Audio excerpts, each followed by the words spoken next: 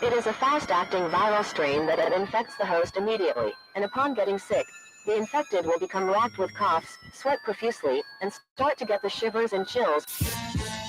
There he is, the legend. The man, the myth, the legend. Yeah.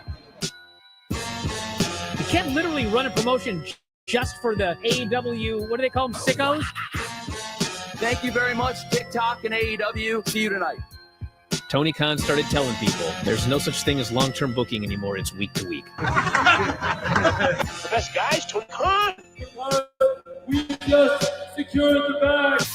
It's not like I tried to be a character. It was just sort of happened naturally. But it was never something I intended. It was just something that happened because the wrestlers asked me to do things in matches, and I do them.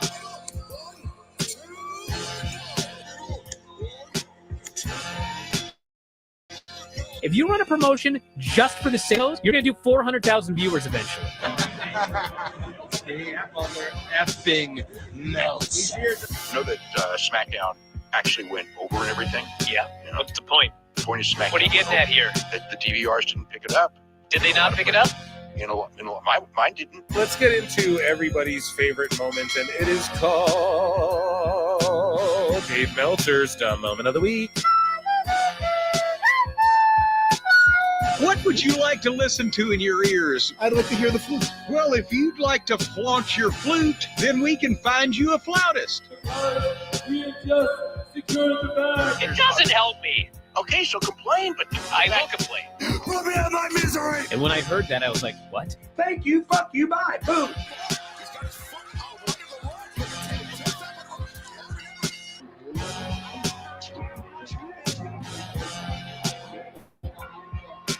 You gotta run a promotion for everybody. The sickos can be the ones that buy tickets first and spend the most money on the merchandise. Because we have just secured the bag. But like, you gotta promote for everybody. Then you'll have a lot of viewers. I think we proved a lot of so-called experts. We made them look like idiots. We're not going anywhere. Tony Khan's not going anywhere. No, will be there on TNT. You'll be in 2 places at once. It'll be like my favorite movie. Time. So great, Pittsburgh. It's not like I tried to be a character. It sort of happened naturally. the best guys, Tony Khan. To keep themselves safe.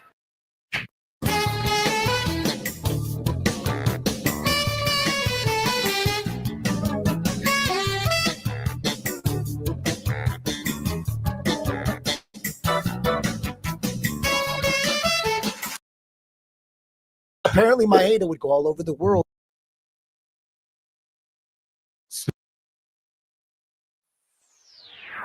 I look and see it's not just me. Jeff, why do you insist on doing this dumb internet shit on TV? I look and see it's not just me. This place is a fucking joke, man. You're a clown. I quit. So many of us have stood where I stand. We are the young, so raise your hand. So many of us have stood where I stand. We are the young, so raise your hand. They call us problem child. We spend our lives on trial. We walk an endless smile. We are the youth gone wild. We stand and we won't fall. We're one and one for all. The writing's on the wall. We are the youth gone wild. No. It doesn't make logical sense. But it makes yes, of course. But it makes wrestling booking sense. Of course, this makes no sense. Of course, okay, it makes no sense. However, in pro wrestling booking, which often makes no sense, you would do that. It's about making money. It's not about anything else. Wrestling's always been about making money first and foremost. That's it. Yes, I look and see it's not just me. Last weekend was the greatest weekend in AEW history. This is the greatest week. I look and see it's not just me. Security, my safety, my life was in danger at a wrestling show. So many of us have stood where I stand. We are the young, so raise your hand.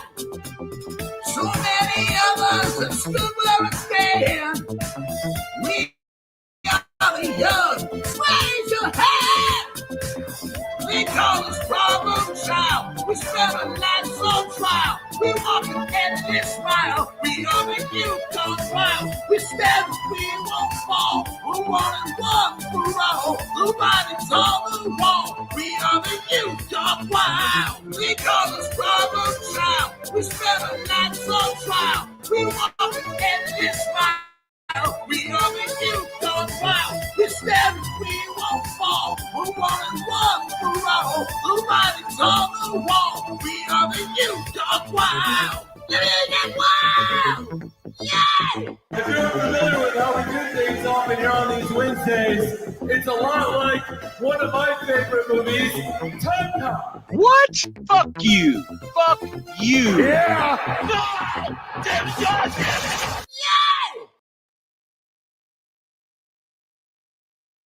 Ooh, what's happening, everybody? Welcome to another eclectic edition of PWT Live Show. Yeah.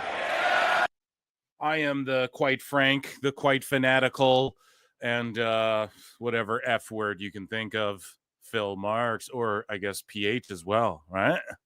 All right. Phil Marks, ladies and gentlemen, round of applause for me. Chat, how you doing? Round of applause, round of applause. You guys hear it? I don't know, StreamYard. They sent me a survey recently. They're like, how have things been? I'm like, well, time to be honest. Time to write my review. I'm like, StreamYard. You just made the list. No, how you guys doing? Phil Marks is here. Yeah, and the place to be Wednesday night at PWT. We got 121 of you already. Wow. 129. Look, it's growing across both channels. So run the likes up on both channels. On the clips, we expect 100 likes or else Jericho's going to come back. How y'all doing? How y'all doing? How y'all doing? I hope you guys are doing great. And yeah, chat. You guys already know what's up. As everyone files in, do my little pluggy plugs, patreon.com/prowrestletimes. Consider becoming a member, 99 cents. Super chat's always welcome. Can't wait to check in with chat. You want the little badges and the green shit on your name, you become a member there. It's a good way to support your boy Philly Phil in the year 2025 as these shows get bigger, badder, and better. The great Pro Wrestle Times live show, right? And I got some podcasts lined up for you guys. A really good one coming tomorrow. Actually, we're gonna record it, so I'll drop it Friday for you guys with my good pal Grapple Vision there from the channel Grapple Vision, who we EFAP his videos, right? He does the Wrestling Gets Real and all of these other tremendous videos. I'm sure you guys know what Grapple Vision is. So we're gonna chat it up, and some other people lined up here and there. And tonight we got a lot to get to, right? As you guys can see in the title there, you got Dave Meltzer and Sean Ross Sapp going to war with everybody. And so we're going to cover a bit of that in our sickos and our Meltzer flute moments, right? Our segments there. And we also have, of course, WWE hot news. We got maybe some TNA. I'm not too sure, right? If TNA keeps blowing up the way it is, that'll become its whole own thing, you know, where it's like sectioned off away from light news. But I'm sure we got a bunch of stuff. I know we got WWE and a lot of AEW stuff, you know, Jacksonville Jaguar stuff sort of ties in. Ricky Starks denied his freedom. Yeah. No, we're going to get, you guys know my opinions on this, but we're going to cover it again, right? With the whole contracts. And they do sign contracts. Tony Khan's well within his right. We're going to get into it, but you know, he was denied. He asked cordially, hey, can I get let go? And they're not complying. So I don't know if you guys want me to review Raw/NXT. Not Raw, because we do a watch along for that. And you guys heard me talking about it live. Yeah. How stupid I am, folks. And so I could review NXT quickly, a little freestyle review before Dynamite starts, and then we have this card here. So the death of AEW, Awful Wrestling says, can this card beat NXT's 777K viewers? So NXT did a decent number there. No, stay warm. And so Tony Khan, as you guys can see in the thumbnail, and today, I think we'll just dive right into... no. Let's just look at this card first. Let's look at this card. So this is a card that Tony Khan, apparently not all the staff can be there because the snow and the icy roads and stuff. So last time he said this, he tweeted that out, but it like wasn't the case. All the wrestlers that he had booked or whatever, all were on the card already. Apparently he just, I don't know. I think we covered it on the show, but people sort of pointed out like, no, he was who didn't show up that wasn't supposed to be there. So this card looks like a normal Dynamite to me, right? So we get Cope versus Pac. All right. So 2 WWE guys, you know, people get triggered when you say that about Pac. They're like Dragon Gate. But yeah, Cope versus Pac. We're going to check that out. A face-to-face with Ospreay and Omega. Honestly, I think Ospreay is going to cook Omega on the mic. Private Party in a tag team championship against the Hurt Syndicate. Do it, Tony. Don't be a fucking coward. Put the belts on Hurt Syndicate, okay? Let's see what else here. Julia Hart versus Hayter 2. Okay. When was the other one? Like, just slap a 2 on it. Tony watched the UFC this last weekend or what? Samoa Joe versus Nick Wayne. This should be a 45-second squash match. And if it's anything longer than that, I am going to have something to say about it, I tell you. And this Dynamite is from Knoxville, Tennessee. So Thank you, fuck you, bye, boom. Do you guys, or Kane, I guess we need the fucking bound.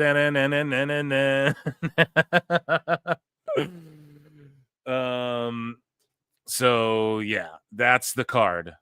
I'll be honest. Ospreay Omega, okay. You know, Cope and Pac, they'll put on like a WWE style match, dude. That's what they're going to do. Cope wrestles with none of his matches you can say are like bad since he's been in AEW, you know. He hasn't done like complete other than, okay, he jumped off the cage, broke his leg. However, Edge gets to make that call. No, he's not such a mark. He's not a Moxley. Like he's not, no one had to talk him into doing that. I'm sure it was like his idea to do it, you know? And here's the thing. He wrestles with psychology. Yes, he had to wrestle Garcia or whatever. It's like complete and utter bullshit. Went through 2 commercial breaks or whatever. But that you have to know when you're signing with Tony, you're gonna have to do some of that. You know, you're gonna have to wrestle in Orange Cassidy or whatever.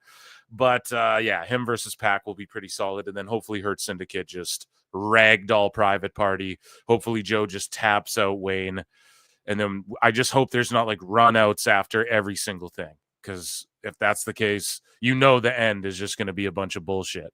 Because you have Pac there, you know the Bumbleclaw Club is going to come out, and then everyone's going to come out to support Cope, and it's Max Up Carnage 2, or maybe 3.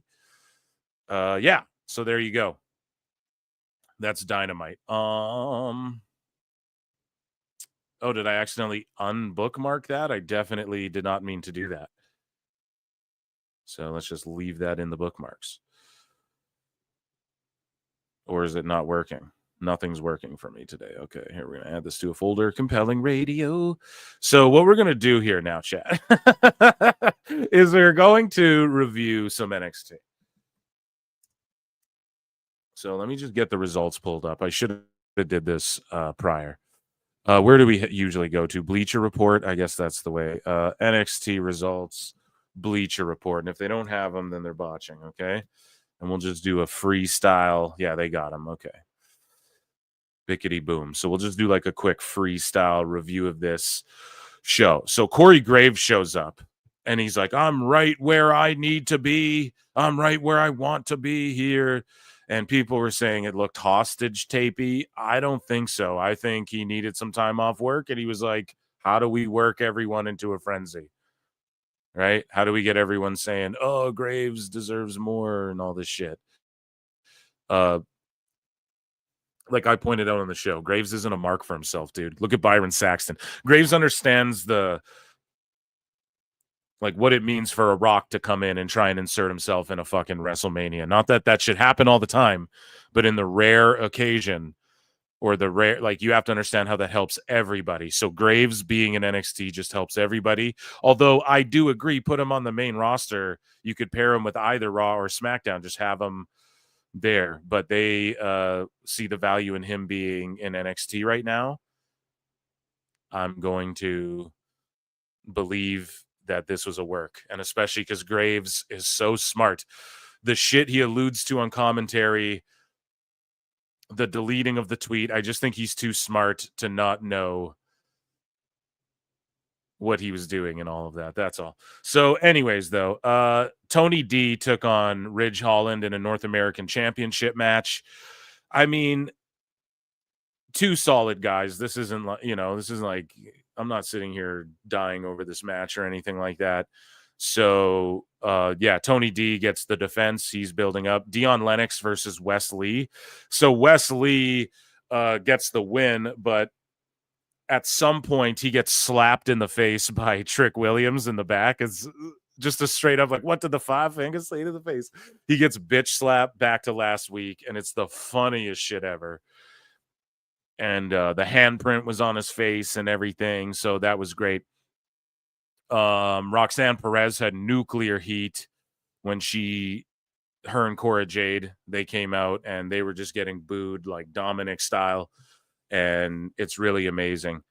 Lexis King versus Charles Dempsey, dude, if I have to see this fucking match over this cup again, I don't know if I can watch another one of these two guys fighting over this cup again. I just got to be honest. Carmen Petrovic versus Jada Parker, and Petrovic got the win. Parker, off the back of some controversy, she gets her own new solo theme music separate from OTM, which was nice. And Petrovic came out with Shanti the Adonis, who went and did a job there on TNA.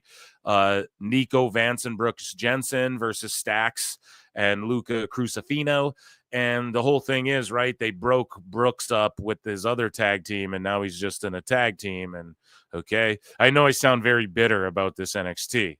It just wasn't the best episode ever, but it wasn't by any means a bad episode of television. I enjoyed it. It actually flew by very quickly too, and that's usually when you're enjoying something.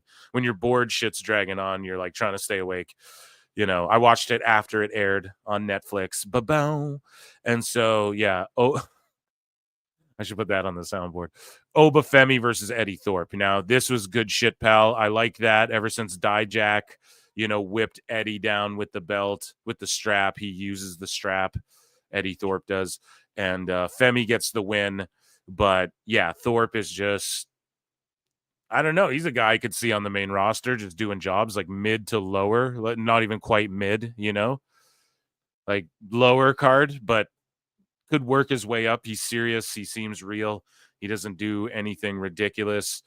He's an indigenous dude, so I get behind that fully. And yeah, I don't know. He's just a solid hand. I don't know if he'll ever be NXT champion, but they got him to a point where he's believable in that picture. But you knew Oba Femi was going to defend. So ultimately, I don't know, like a C+, C-, C rated NXT for me. Right. And that was our review portion, ladies and gentlemen. Round of applause for review.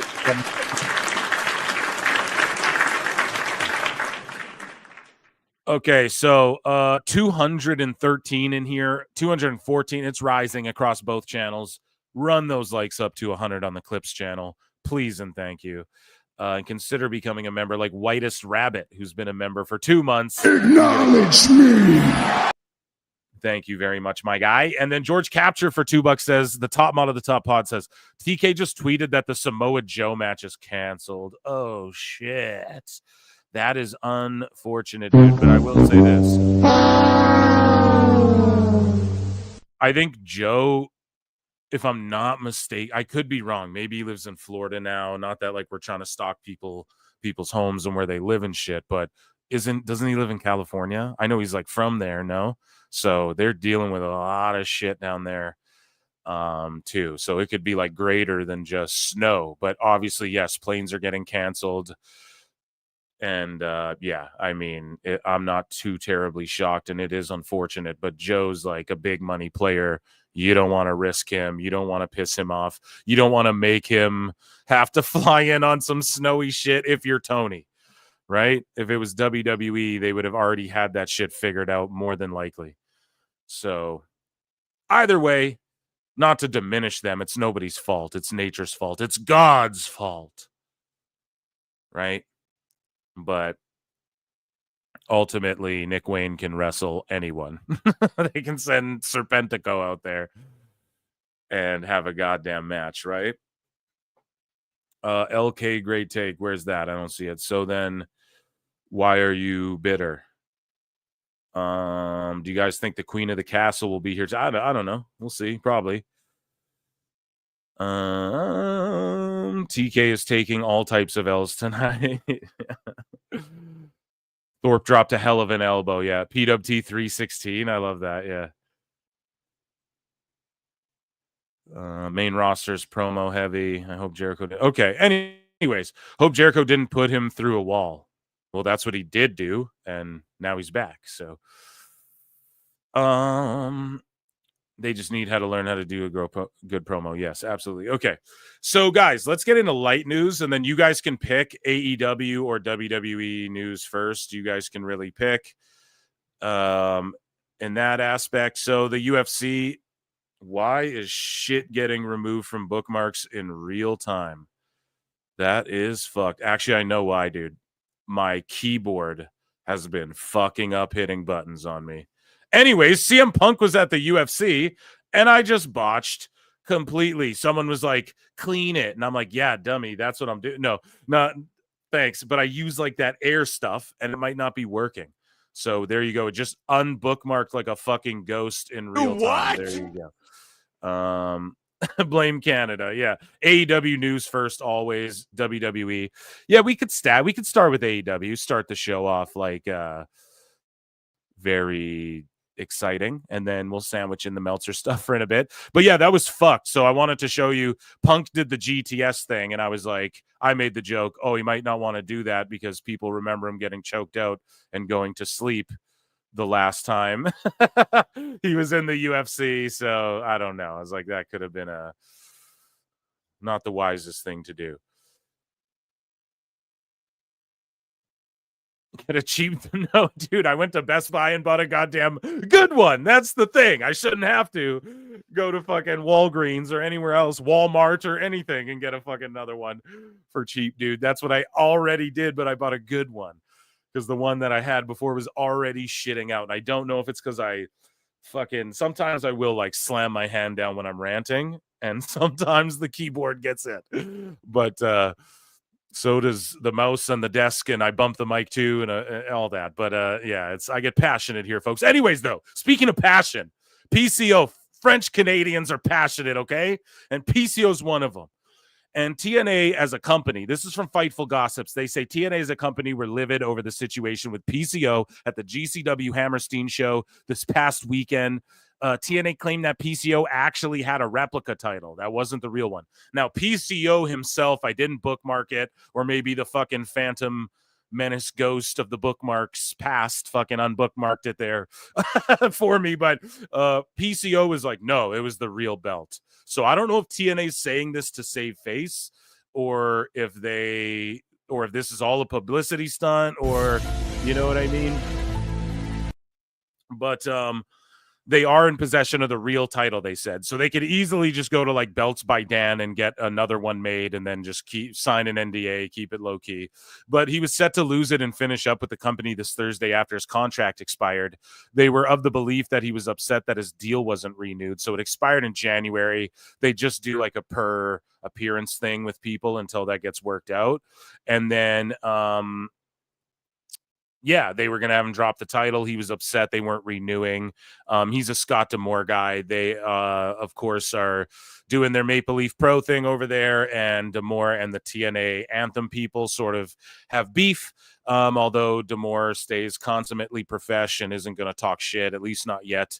And they're sort of in a relationship with AEW, the way that TNA and WWE are in a relationship, and TNA and WWE are interested in having places for veterans to go work and establishing and developing new talent for the future of the pro wrestling business. And, you know, PCO doesn't fit into that mold, and we will continue to chronicle it here at PWT.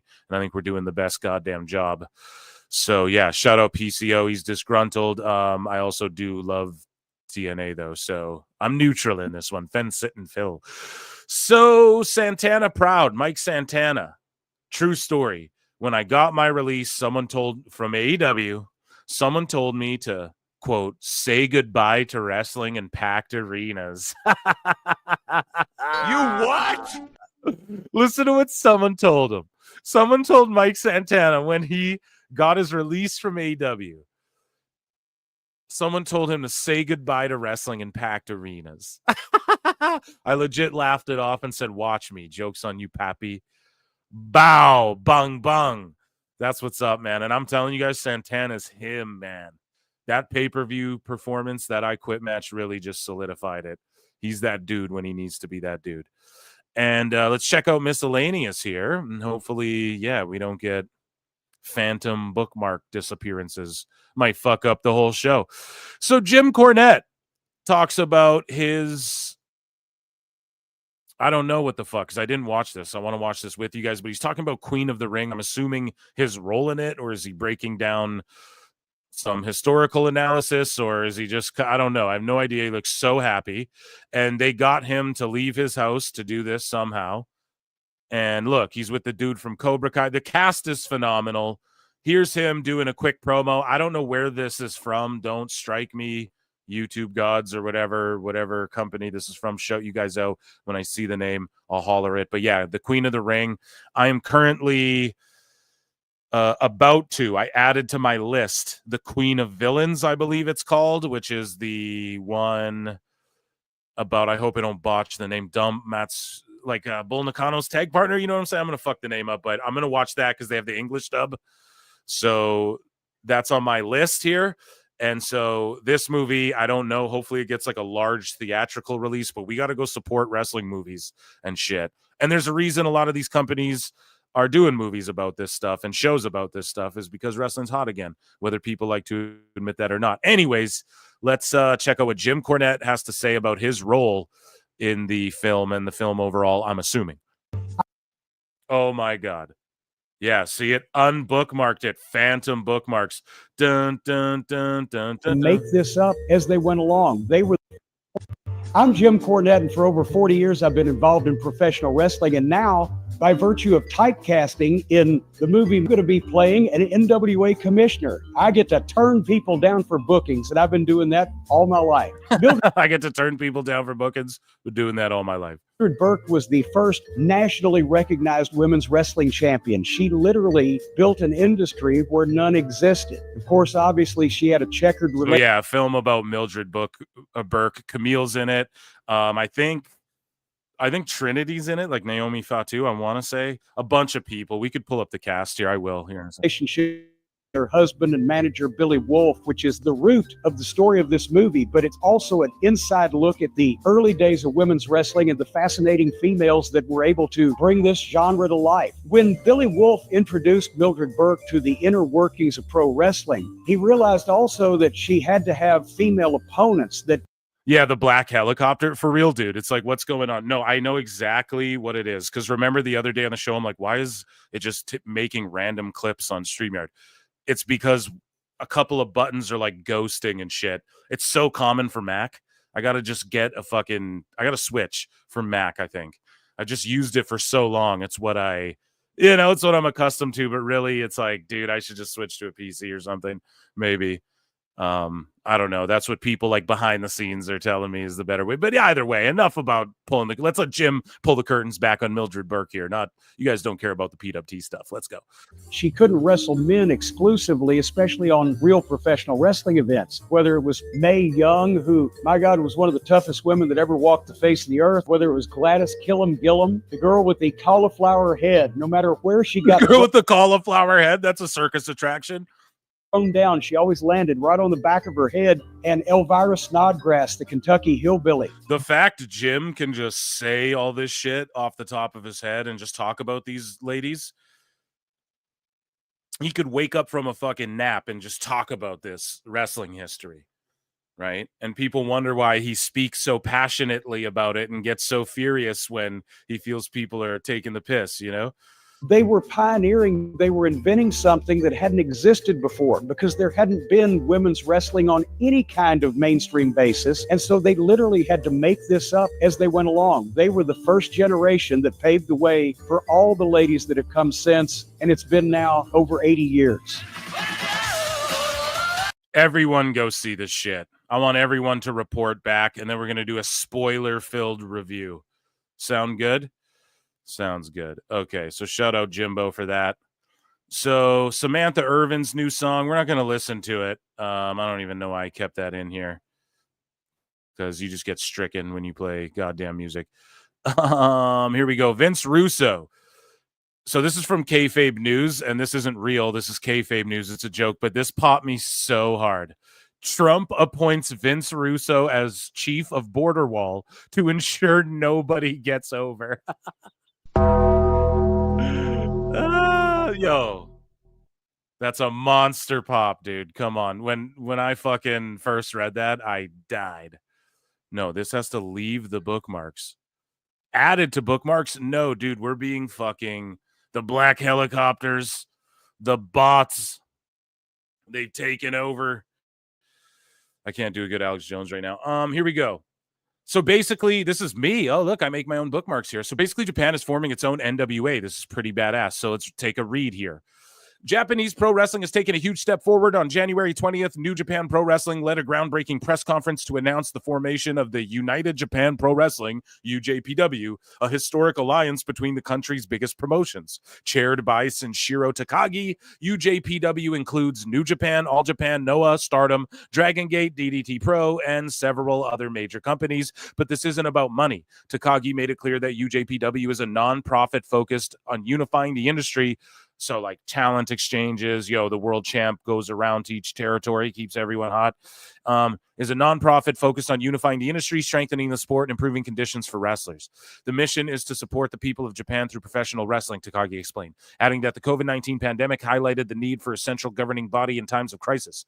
The alliance isn't just symbolic, bringing more fans into wrestling, expanding charity efforts, growing international interest, doubling the size of Japan's wrestling industry in the next 10 years. While UJPW won't run its own events, but there will be there'll be the IWGP World Champ and all that shit. There will be a UJPW champion, right? That'll hopefully not do business with AEW. Like, who do you think the UJPW champion's going to do business with? If they all have a say in it, more likely a WWE guy on like a fucking Noah show or something, right? As opposed, or New Japan. I told you guys, I said it on my prediction show or whatever, my Christmas show where I made predictions.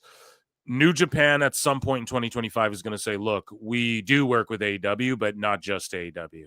Like, we'll work with WWE too. And we'll see that crossover happen. I believe that.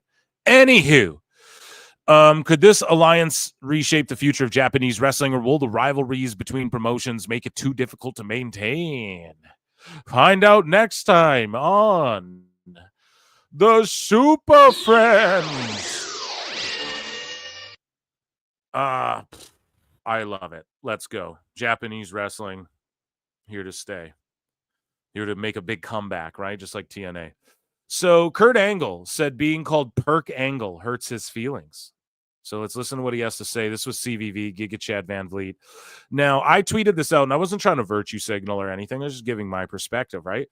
I never really call him Perk Angle, ever. I don't think you could probably search my Twitter. I don't think I've ever referred to him that way. And it's just because I know too many people in my life who've OD'd or like struggled with pills and stuff like that, So it's just not something I do, but I get why people do it because they mean it as a compliment. It's like in hip hop culture, it's like Papa Perk and shit. Everybody used to be saying that shit. But not only that, it's like a time where he was the most lit and aggressive in the ring. Like TNA Angle is the way to refer to him, I think. But TNA Angle was just goated. He was like God tier, wrestling on another level. So they mean it as a compliment. So I'm not sitting here like, yeah, you idiots. No, I'm just saying from my perspective, that's why I never did it. But other people, I totally get it. And they mean it as a compliment. You know what I mean? But for him, it kind of hurts him, because he struggled. That shit's terrible, man. Dealing with pills and shit, that's like a terrible thing to go through. So, and people who know, okay? So for Kurt, he's never really liked it. It's kind of irked him a bit. He also got a little weirded out by the meme everyone was doing. And we were like, oh, come on now, Kurt, that's not very fair. Just own the fact you're a meme that's gone mainstream, you know? And then he owned it after. But this one, I get it.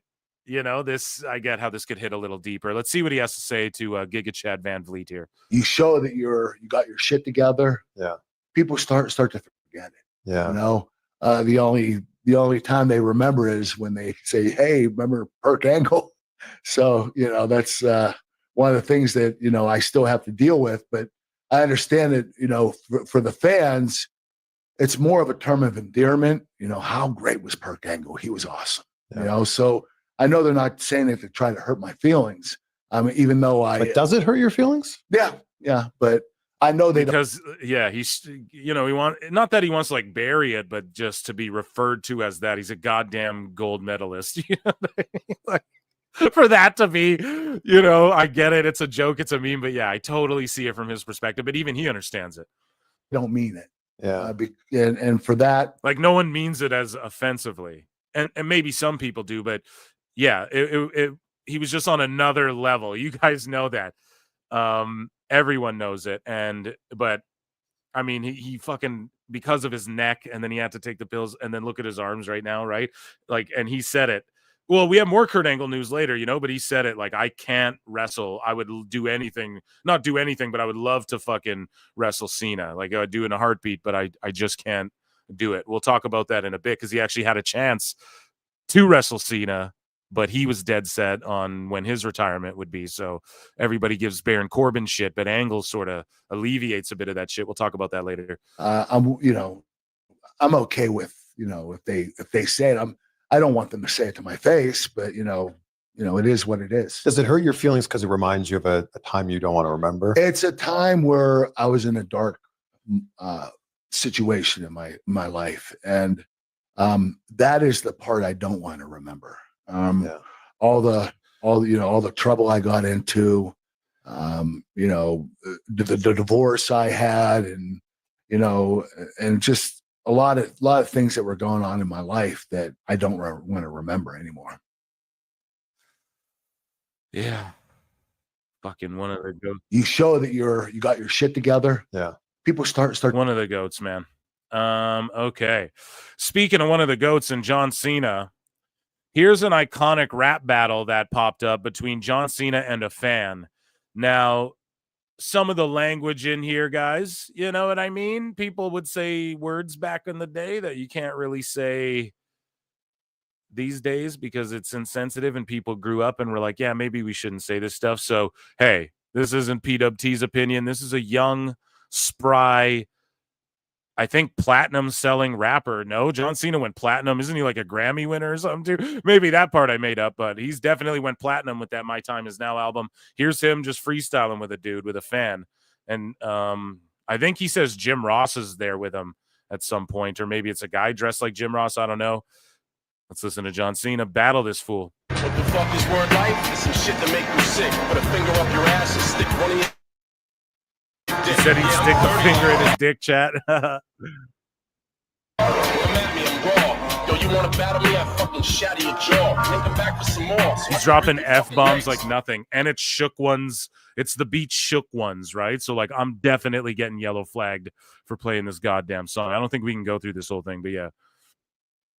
I scramble your ass. You was 2 dozen eggs. I eat you, and I eat the whites too. It's a joke. I crack your ass and I throw away the yolk. Your brain is empty. I can see through your ears. When your whole fucking posse's just a bunch of... Ooh, he said that his whole posse's a bunch of Q words, guys. Listen, I can't play it because it's Shook Ones. I didn't realize. God damn it. So yeah, there's John Cena battling. Go check that out. Fadeaway Media. He's always posting good shit, pal. So Vanessa Hudgens shared a photo shoot she did with the Hot Girls Love Pro Wrestling tee. And then I believe, who was it? Izzy Dame was wearing the same one, or it's not the exact same, but she went and got the same type of print done. And she was wearing it on NXT as well. I forgot to mention, but yeah, she's all in, pun intended, with the Federation. Tom Pestock, the former Baron Corbin, has trademarked the name Bishop Dyers for entertainment use. So, chat, do you guys like the name Bishop Dyers for Baron Corbin, or is that kind of dumb? You guys let me know. And that, ladies and gentlemen, was miscellaneous news before we get into AEW news. Round of applause for miscellaneous news. Here we go. Let me check in with chat. Woof, Thurscast. Yeah, exactly. We got 281 watching across both channels. We're going to need 100 likes on that clip channel. Otherwise, Jericho's going to show up. And we got some super chats. Denisha Lane for $2. Phil, next week, NXT ATL will be a good card. Yes, and Goldberg's supposed to be there. Goldberg. Bruv. So that should be really good. Adam D for £2 with a sweet fucking Venom picture. Super chatted but messed up. So let me find your chat and see what you're trying to ask. Just say it in the chat and I will respond to you. Here. Give me a moment. I messed up a bit. What are you trying to say, buddy? What's Adam trying to say, chat? Let me know what Adam's trying to say, okay? Thank you very much, Adam D. I will acknowledge you. One thing stays in my head. Gable on Last Raw said, I'm going to master dark arts of Lucha Libre, and Dark Arts Wrestling School is owned by Malachi and Zelina. Right. I would say, I've been saying March Malachi Madness. Malachi March Madness. You know what I mean? That's what I'm saying. Okay? But I don't know shit. I legit don't know anything, right? But just keep your eyes peeled. So I don't know if those things tie in. I know people are saying that, but and then people are like, what does that have to do with Lucha Libre? It's like, well, his wife's Zelina, so makes sense. I'm not implying anything. Yeah, no, I'm not either. Are you, Adam? Because I'm not. Are you? Yeah. You need an X-Files there, Scully? What are you fucking...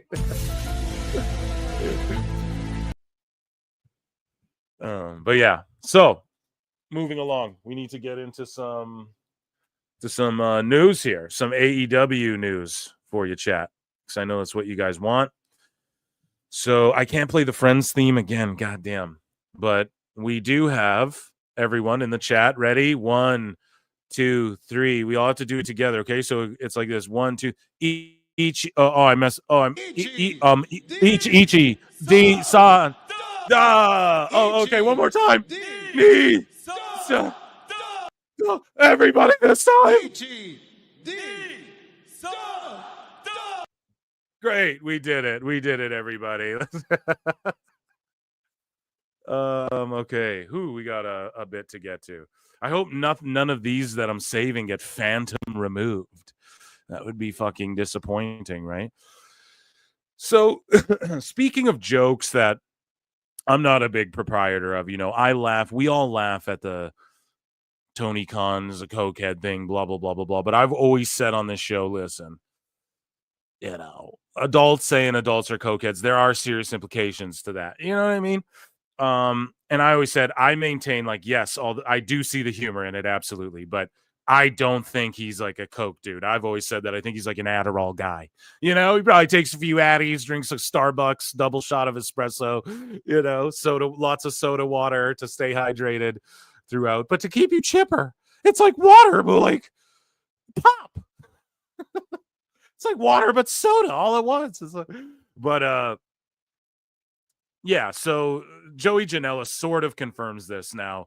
I think Janela would be honest about this. He has no reason to lie, right? And he's the kind of guy who would just say, let's be honest, he has no filter, really.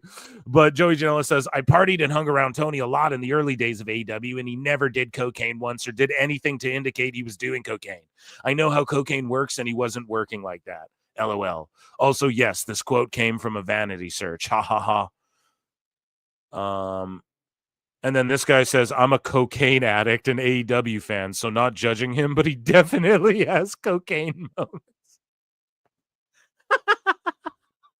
You don't stay up till 4 a.m. drinking White Claws with Joey Janela Joey Janela when you're not on coke. See, I don't know, man. Like me, I'm a party guy. If you guys want to go till 4 a.m. weekend and I don't got to do, I can just drink, you know, I know it, me personally, that's how I am, right? I could sit there and drink beer with you all fucking night or however you want to get down. So I just disagree with that statement. And this guy being like, I'm a cocaine addict and AEW fan, I just don't believe. This guy's got to be trolling, right? Who just says that? So, but yeah, Joey Janela vanity searched himself and cocaine, I guess. Anyways, moving along. Tom Pestock had a lot to say about the Ray Phoenix situation, okay? And this pissed some people off. And this is Baron Corbin, or what was his name? Bishop Drysdale? I don't know. For $10, Plenty in Pixel Art says, can y'all please like darn stream this so I can have one fill stream without buy 2J? You guys heard him, man. Okay? Don't be stupid idiots like the stream. Stupid right? idiot. And because Plinian doesn't want to hear Jericho, and I know a lot of there's 300 watching across both channels. Run the likes up, please, and thank you, ladies and gentlemen. And thank you, Plinian pipes in again. We staying up till 4 a.m., Phil? $2? Yeah, I mean, I can. You know, life's a little different for me now, but I could do it. Yeah, I'm not too far gone yet. You know what I'm saying, dude? Thank you so much, everybody. Round of applause for Plinian for a great contribution to the show. So, yeah, run those likes up. Don't be stingy with them. So anyways, though, Tom Pestock, FKA Baron Corbin, soon to be known as Bishop, whatever the fuck, responds to this post about Tony Khan needs to let Ray Phoenix go. This situation only hurts the talent. And then Baron Corbin says, if you sign a contract, you honor it.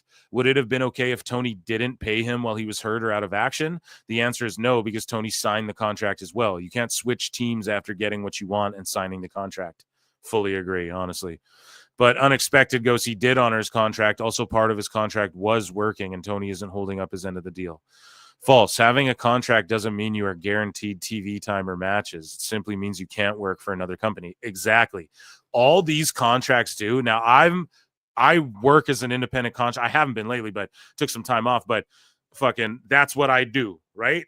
So as well, like with writing gigs and stuff like that. As an independent contractor, a lot of times that's what they'll sign you to do too. Is just, okay, we just don't want you. It's the oldest thing. People talk about like television developmental deals and stuff. People would give, like, let's say a TV writer was in a fucking comedy club. They saw someone kill it.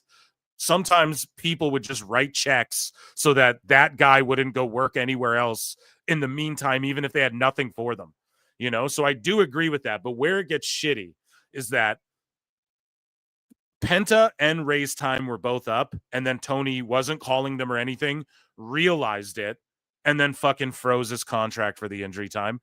Well within his right. That's shitty that he did that. Well within his right. But it was reactionary. So it's like, okay, shitty, well within his right. And then, like, Penta makes the debut, pulls Ray's merch off of the fucking site or whatever. Now you're fucking with, like, his money and shit on the side, right? Now he's probably got guaranteed money, but now you're messing with the merch aspect. Yeah, that's shitty to do, you know, and it was reactionary to Penta's debut, just like the Ricky Stark stuff. So it's an accumulative thing why people are like, man, fuck him for this Ray situation, even though Tony's well within his rights. It's the exact same thing people was saying fuck Vince about with the Mustafa Ali stuff and other people as well. It's the exact same thing. People are keeping the same energy with this. It's the kid, Tony McCann. Okay? Instead of VKM, it's TKM, but it's Tony Kid McCann. You guys know what I'm saying?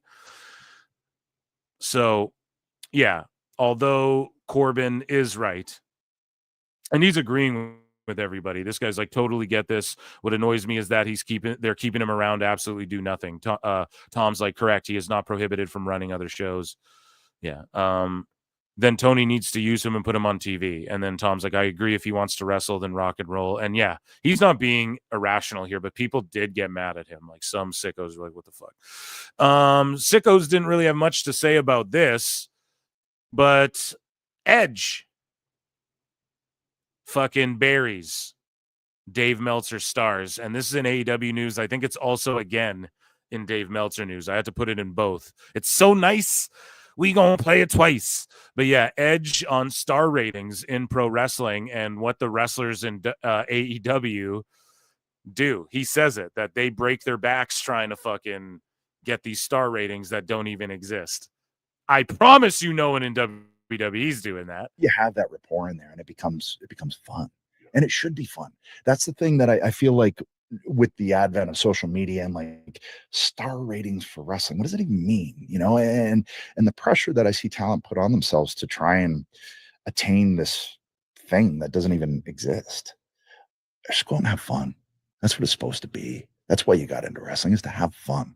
There's no other reason to do it. It's not normal to land on your back for a living. You have that rapport in there and it becomes fun. Oh, let's just all go out there and have fun, guys. In 5, give him the 30. So yeah, here's everything said by Tom Pestock. We missed a couple. So this guy says, wrong, LOL, a contract, and then unexpected wrestling. Could you be any more cringe? And sorry, unexpected, if we follow each other, you're a cool dude. I don't know, to be honest, but like, come on, man. Don't try and tell Baron Corbin how a fucking pro wrestling contract works. You've never signed one. It's ludicrous. But anyways, he goes, wrong, LOL. A contract is you agreeing to offer your services in the realms of the contract. Part of the contract involves you working. Nope. If you aren't being allowed to offer your services as written, unless you put in your contract this X amount of dates minimum guaranteed. And Tony's open to that. I'm sure there's a bunch of people who get guaranteed money who could work in their deal, and you have to at least book me 75 times this year on Dynamite and not Collision. Everything's up for negotiation. Everything. Okay. So this guy's wrong. Yeah, I'm sorry. He's just wrong. If you aren't being allowed to offer your services as written in the contract, then the contract is void. You don't know what's written in the contract, Unexpected Wrestling. Sorry to tell you, bud. You literally do not know what's written in that contract. So why are you trying to tell somebody what's written in there? You know, that's where the IWC just gets silly, man. But anyways, Pestock goes, yeah, how many of these contracts have you signed? Exactly. I want to be work champ and wrestle in the main every night, and that didn't happen. Did that make my contract void?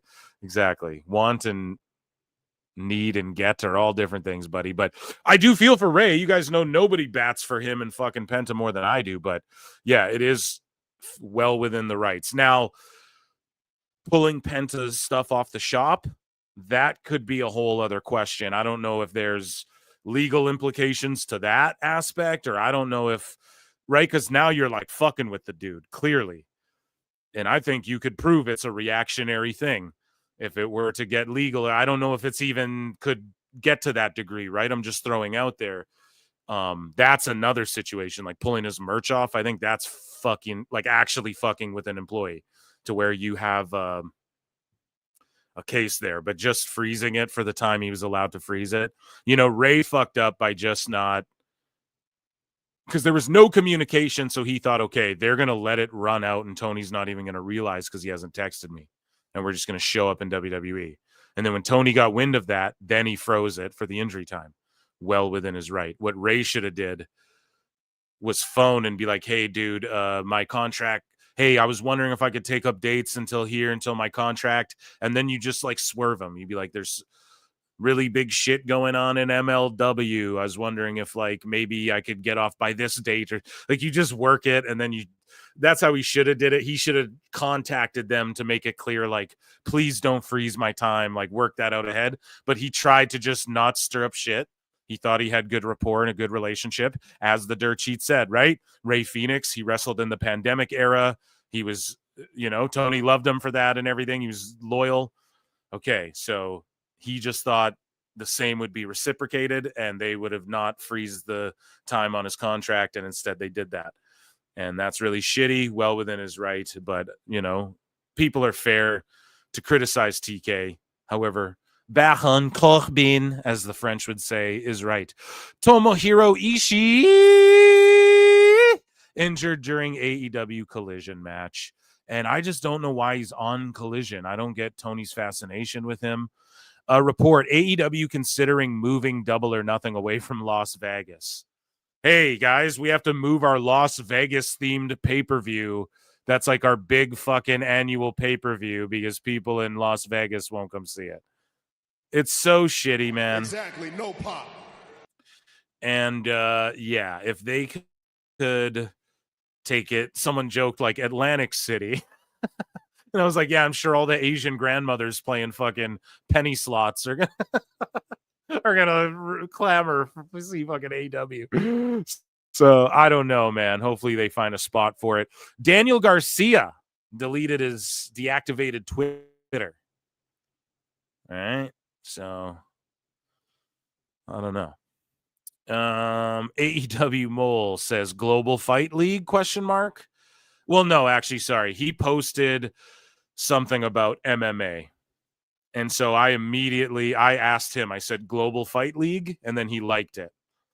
So let me break this down for you guys. No one else in the pro wrestling space anywhere is talking about this, but if Mole is right, if he's right about this, then like this guy has to be a legit Mole. There's no way he'd fucking even know Tony's involved in this unless it's public somewhere. And I'm up on all the MMA news. So if I'm missing where Tony Khan's involved in GFL and I'm missing something, holy shit, I don't know, right? So anyways, I just say Global Fight League. He likes it. Okay, I screen grab the like and I go, if this is legit, I know exactly where this is going. It's actually hilarious because the Global Fight League is sort of trying to go against the UFC. And they have a lot of the same promises that AEW had at the beginning too. So what they're doing is they're signing all the ex-UFC guys, like all the legends, right? That are in their 40s and 50s and shit. The GFL, it's called the Global Fight League. And they're putting them in like teams. So they're trying to sort of like reinvent the wheel here of MMA as well. And they're doing like this point-based thing, whatever. And basically they are promising all these fighters like pay-per-view points, healthcare, retirement, right? All this sort of, and there's like a draft pool and all this shit. It sounds just like Tony. Healthcare and women will get paid the same, and there will be rankings, and rankings will matter in the title picture. You know, it's the exact same stuff. And then the Mole just randomly posted something that made me go, or no. He posted GFL. That's what he posted. And I responded Global Fight League because I'm like, there's no way. And because we know Tony wants to dabble in the MMA sphere. There was talks of him, Dave Meltzer, oh, well, he could buy Bellator. And I mean, he could buy Bellator. There was talks of that. Now Bellator is no more. But if Tony gets involved with the GFL, right? Think about it. He could. And then you have WWE and UFC on one side, and then you have GFL who are doing all the same shit, and they're getting the same criticism. Okay? Everybody's like, this isn't going to work. This is stupid. The guy's saying a bunch of nonsense. Da-da-da-da. So if Tony's invested in this or is going to invest in this, just let me put it this way. It's going to be like the next PFL. PFL had to restructure everything because that tournament point system, all that shit doesn't work in MMA. Okay. You just got to do MMA. Stop trying to reinvent the wheel. That's the same with AEW. They're trying to like reinvent the wheel a little bit.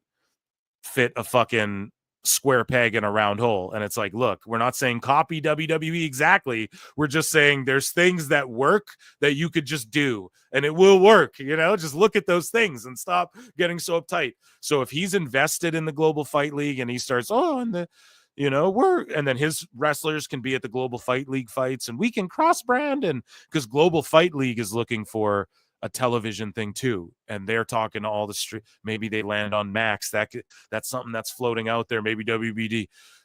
That's all I'm saying, man. We could have Tony McCon and the Khans trying to compete with WWE in the sense of we have the GFL and AEW versus like UFC and WWE. I could totally see that. But I will keep an eye on it and bring you guys up to date on this. And I'll be listening to MMA Guru a bunch and stuff, and hopefully he picks up on this and some of these other channels. So, yeah. And I'm not hoping the Global Fight League fails either. It's just you can't do teams and points and seasons. It's not how MMA works. We want to see the best fight the best. In wrestling, we want to see the best wrestle the best, but we also need storyline. And I'll give you this too in MMA, right? Nick Diaz comes in the UFC, loses his first fight, talks all this shit to GSP. To the point where coming off a loss, the UFC's like, fuck it. We'll do GSP versus Nick Diaz because the storyline was there. So the storyline matters in every sport, in every fucking piece of entertainment as well. So I think and they are saying, the storylines you can get from the teams of the Global Fight League, it's just not a good idea. But this isn't the MMA hour here. This is fucking PWT. So let's continue along. But we'll keep an eye on that. AEW star Saraya splits from Ronnie Radke after 5 years. Or 6 years. I'm dyslexic. Sorry. Click to read more. And I'm not going to read more because it's none of our goddamn business. But it is current news, I guess. I quote tweeted, and of course I come up with the quick joke. I just go, I'm surprised they didn't call her former WWE superstar Paige / Saraya or whatever. I see people speculating on why. It's none of our business, you marks. Time Cop. So here's some AEW news because it's my favorite movie. Time Cop. So coming soon to 4K Ultra HD from Shout Factory, Time Cop 1994.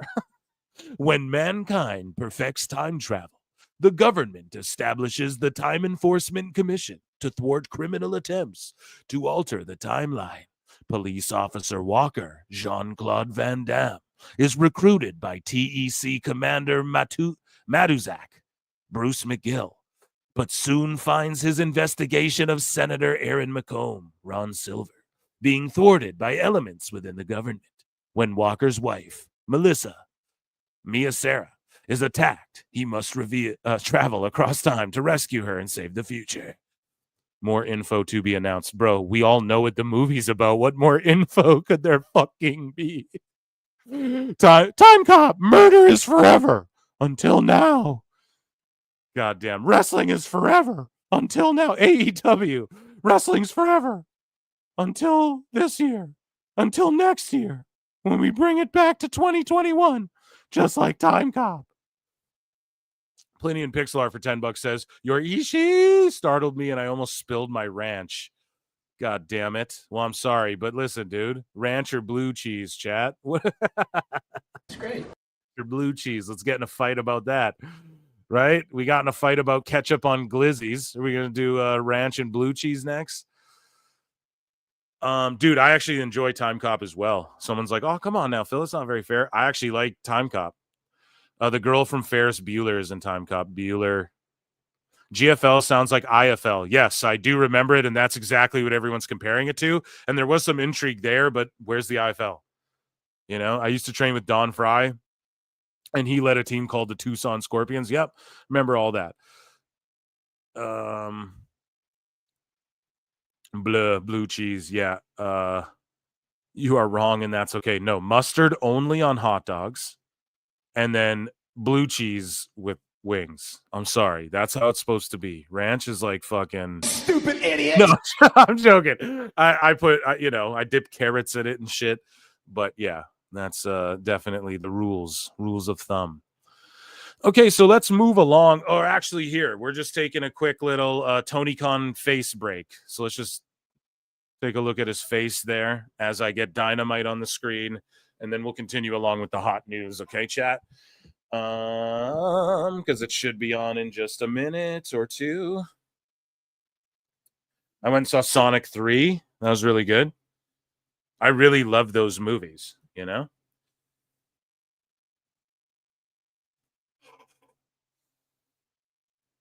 Let me see here. Let me see.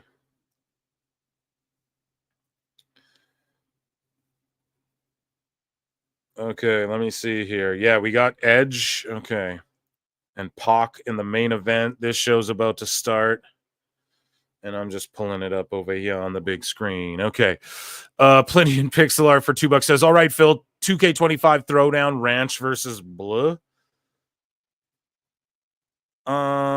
Okay. Do we have to like create wrestlers? You know what I mean?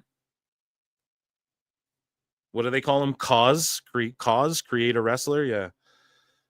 Create our own cause and go head to head. Phil is a furry, confirmed. No, dude. Okay. I was with family and stuff. We don't fucking. I don't go see kids movies with my wife, bro. Yeah, okay. Ranch versus Bleu, Sacre Bleu.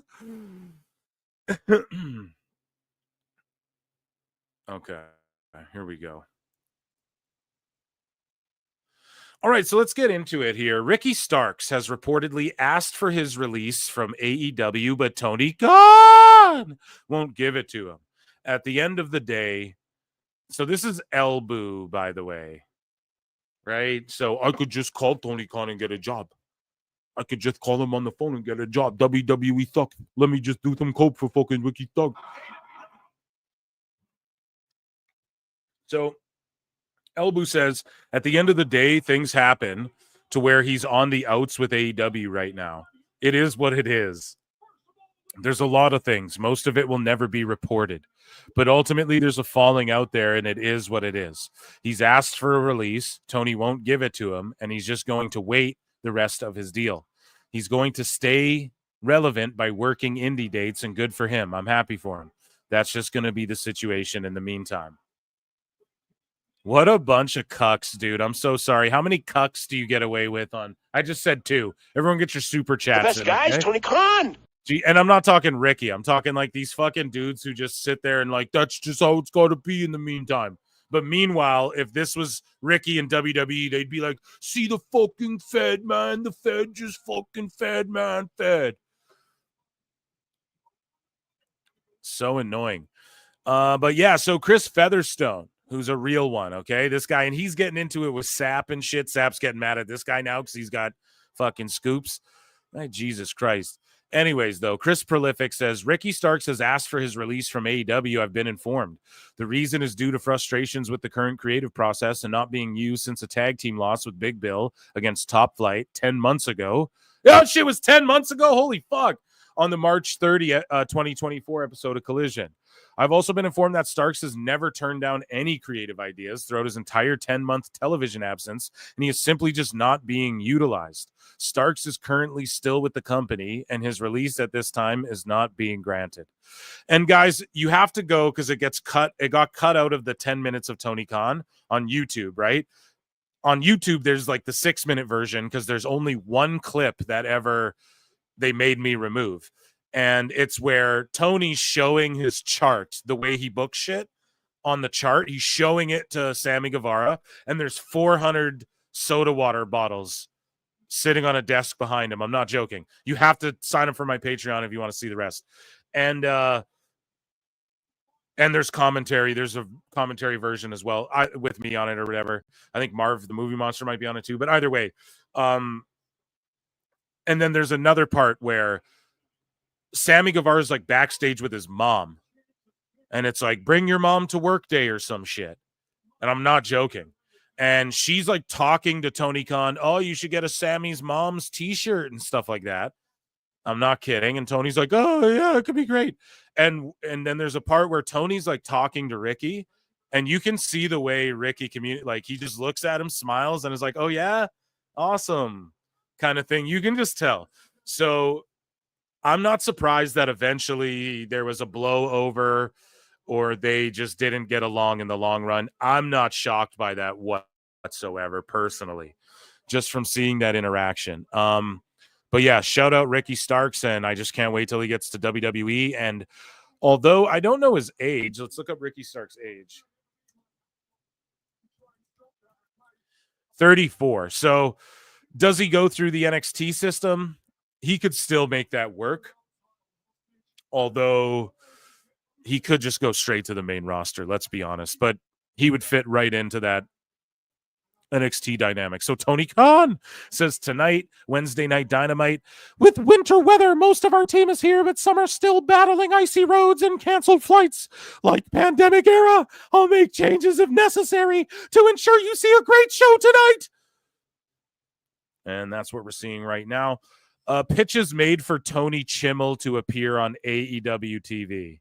Why? Do you guys want to know why? Because Tony Khan wants him to go, the rated R superstar Cope. That's all he wants. I know that's all he wants because he's a fucking Fed mark.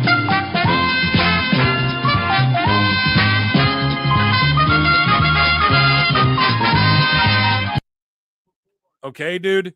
He wants to recreate everything he can from other companies to claim it as his own because he has no original ideas. Talking about this guy right here. This guy right here. Look at these faces. There's not a genuine thought going through that mind right now. They want Tony Chimmel to come and do what they did in SmackDown 20 years ago. The rated R superstar Cope. The Legend Cope. It's like one of those video games. You guys remember that 5-star wrestling game or whatever, where it's like knockoff wrestlers? It's like M. Dickey, right? Wrestling Empire. Shout out M. Dickey, by the way. Wrestling Empire, where, you know, the starting roster, before you edit the names, they all have like Brock Lesnar's like Brooke Laser and Chris Benoit's Chris Benoit and things like that. You know what I mean? So it's just getting to that point. It's just silly. Breaking. The Jaguars have fired their GM Trent Baalke, and everyone's roasting the Jaguars. Football fans, put them up if you're in the chat. Fell fans, put it up if you're in the chat. And yeah, this Ari Mirov guy says there might not be a bigger fumble this cycle than how the Jaguars handled this. Top coaching candidates were never going to Jacksonville with Trent Baalke still in place. Now, after all the top names have turned them down, the team owner finally realizes it. What a mess. And that's all on fucking Shad Khan. And they fumble in the NFL too. Not just in soccer, not just in pro wrestling. They're fucking fumbling in the NFL as well. And we don't mean to beat a dead horse or kick people when they're down, is I guess the better way to phrase it. But it's just like, get it together. Just put your focus on one thing is what I would say. If I'm Tony Khan, you have to quit all the jobs for all the other teams and all the other shit you do. And stop letting like the Rizzler or whatever call you the owner of the Jaguars on fucking TikToks, because that's not true, you know? And then you just look dumb when shit like that happens. So Shelton Benjamin isn't holding back. So look at this. This is how fucking, speaking of dummies, Ringside News for the fucking L, man.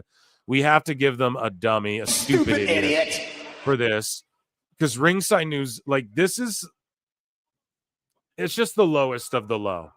Okay? The lowest of the low to, this isn't even a serious topic, but it's just the way they play this goddamn game. It's so dumb.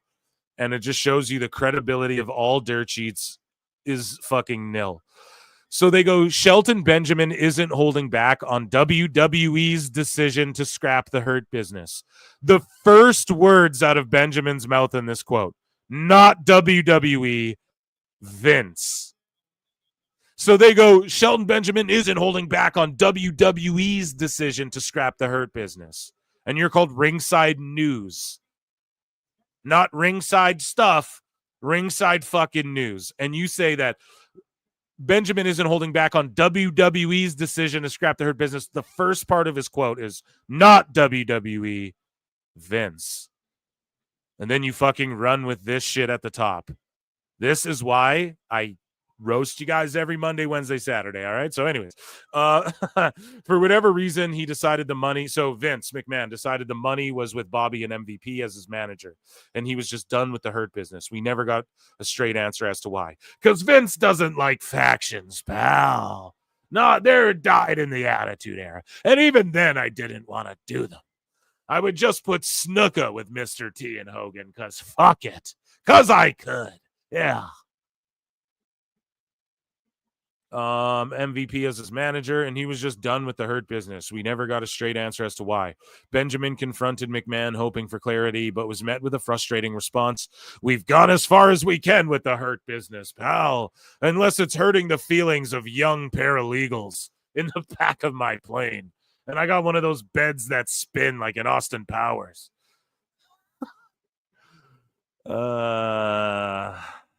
I'm going to hell.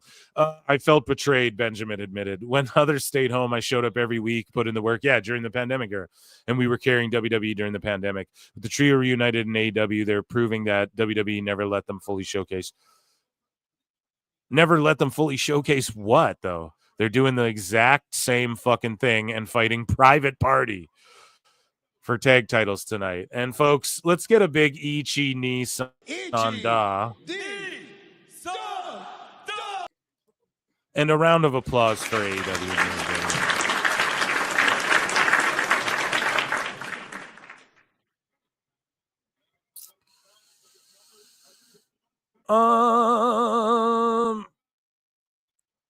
My favorite M. Dickey one is Hugh As with Big Show. Yeah, there's so many. Let's see here. So Will Ospreay and Lance Archer and Will. So it's just a big brawl, and it's going to force Ospreay and Omega to team up, which is good, I guess, because of the fact like the Callis family and Omega have infinite beef, sort of, even though that story wasn't good. But I said that I prayed this show wouldn't have just brawls and nonsense the whole way through, and we're already starting with one, and then we know the Bumbaclaw Club is going to do that at the end of the show as well. Here, let me check them in chat. Plenty in Pixel Art. $5 says Awful wants you to check your DMs on stream because you'll love it, and I want Awful to like me because he's scary. No, he's fucking not. What are you talking about? Awful's like the nicest guy, right? People just trip out because he's all like, okay, everybody's you got to play this on the show. Everyone's freaking out. I got like 12 DMs asking me.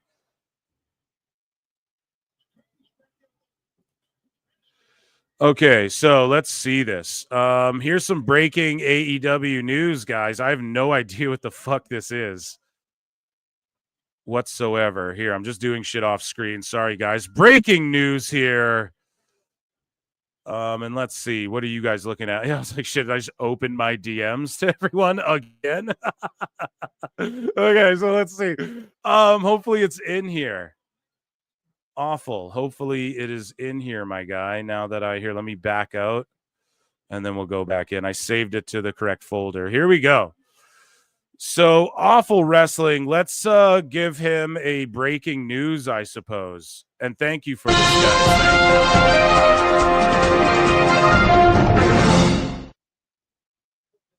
Thanks to whoever spilled these beans. Tony Khan calls up IWC folks and cries the blues in confidence, only to have these same orbiters record themselves and have a good laugh about it.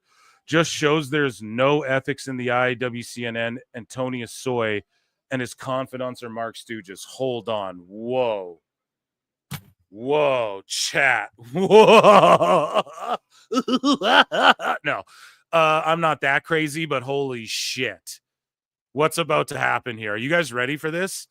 Are you guys ready for this? Palms are sweaty, knees weak, arms are heavy. No, but for real, guys.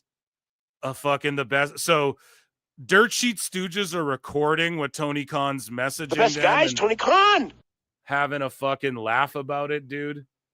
While Ospreay's doing fucking moonsaults off of balconies. Let's hear this shit. Divulge this here, bro. There was a time when y'all were jumping Tony in like, this was around like Full Gear last year when Jay White got cooked by MJF. Who is this talking? Someone tell me who this is. Jeff. I forgot what exactly happened, but it was a week where people were just dumping Tony in like late 2023. And Tony just ran to me to just start like yelling and ranting. He's like, I'm not fucking selling for these guys. Yeah. He's like, I'm not going to fucking sell. I'm sick of this shit. I'm sick of this fucking shit. Nobody appreciates me. Yeah, nobody fucking appreciates me. No one fucking appreciates me. He also hit me with the... Yo, That's what Tony Khan's saying to motherfuckers, man. Oh my God. I knew it, dude. It's just a kid throwing a fucking The best temper guys, tantrum. Tony Khan. Who is this chat? Who's talking right now? Is the Elboo awful? Awful, what the fuck are you doing? Get in here. Get in this show. Should I send you a link? Let me know. Blink twice if you need a link. Is that Elboo, bro? My goodness, dude. What the fuck? Tell your fucking friend that guy being CM Punk. He's like, yo, no way. Tell your friend CM Punk. Woo! He fucking hates Punk, bro. Oh my God. This is what we're going to need. We're going to need someone. We're going to need Corey Graves to cut this promo. And nobody appreciates me. Tell your friend to fuck it. We're going to need someone to cut that promo on NXT. tell your fucking friend A, B, and C. Maybe he wasn't so fucking selfish. All right. I'm like, why are you yelling at me? He Why would are never you say yelling it at me? he would never have said that to his face. You would never.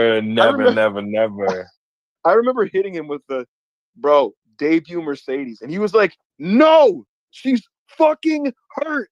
Her ankle is broken. She's on a fucking wall." Yeah. Well, I get Tony. I understand Tony for freaking out on your dumbass mark. Who the fuck texts a bro pit book Mercedes or whatever? No, she's fucking hurt, you idiots. Yeah, I get that one, but because like he's got to deal with a bunch of dumb fucks. Tony, if you just listen to people like me and Awful, you wouldn't have to deal with these dumb fucks asking you dumb fucking questions that piss you off. I don't know. The best guys Tony got. I've been telling you guys since day one. Oh no, it's not gonna be that way.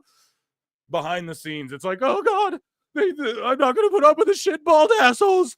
They take me to fucking court. The best guy's me. Fucking dude. And I'm like, but very funny conversation. And then they're just clowning him. These are the guys you stooge to, Tony. They're clowning you. They're clowning you, bro. They're clowning you. I don't even really clown wrestlers like that. Really think about it. Yes, I say bluntly, Garcia, I'm not saying you're a bad wrestler. You're the shits. You can't be the main event in comparison to what the fuck else is out there and that Tony has the resources to get. Sorry, bud. Needs to be a cruiserweight division. I know that's harsh, but it's not me even burying him, really. It's just the fucking booking.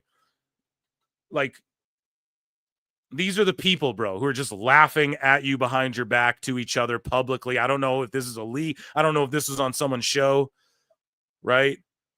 About personal shit. Like stuff you tell them and then they go publicly and go, I could just text Tony for a job. You're like everybody's whipping boy, Tony. They all treat you like a punk ass bitch. Swerve's out there on football fields going like, oh man, yeah, Tony, you let me do whatever I want, man. And they're just all saying this. These guys are clowning you. These fucking people you cater to don't even fucking respect you, bro. They just want jobs from you. They just want access from you, dude. Ask any fucking wrestler I've talked to if I've asked them for anything. It's fucking insane, dude. This is insane, okay? This is hilarious, Awful. Thank you so much. Chat, round of applause for Awful for bringing this to our attention here on the show. I mean, just amazing stuff. Let's continue.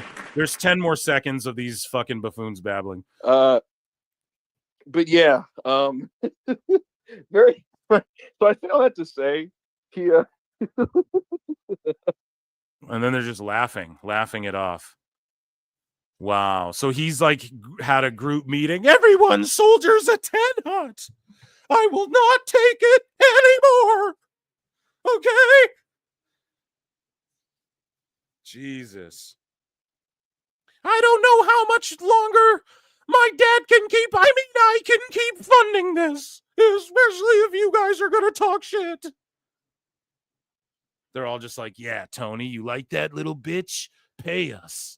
Yeah, we'll shell your company, little bitch. Let me meet Kenny. I get to meet the Young Bucks, yeah? Yeah, give me backstage passes, Tony. He's like, oh, okay, just say nice things about me, you promise?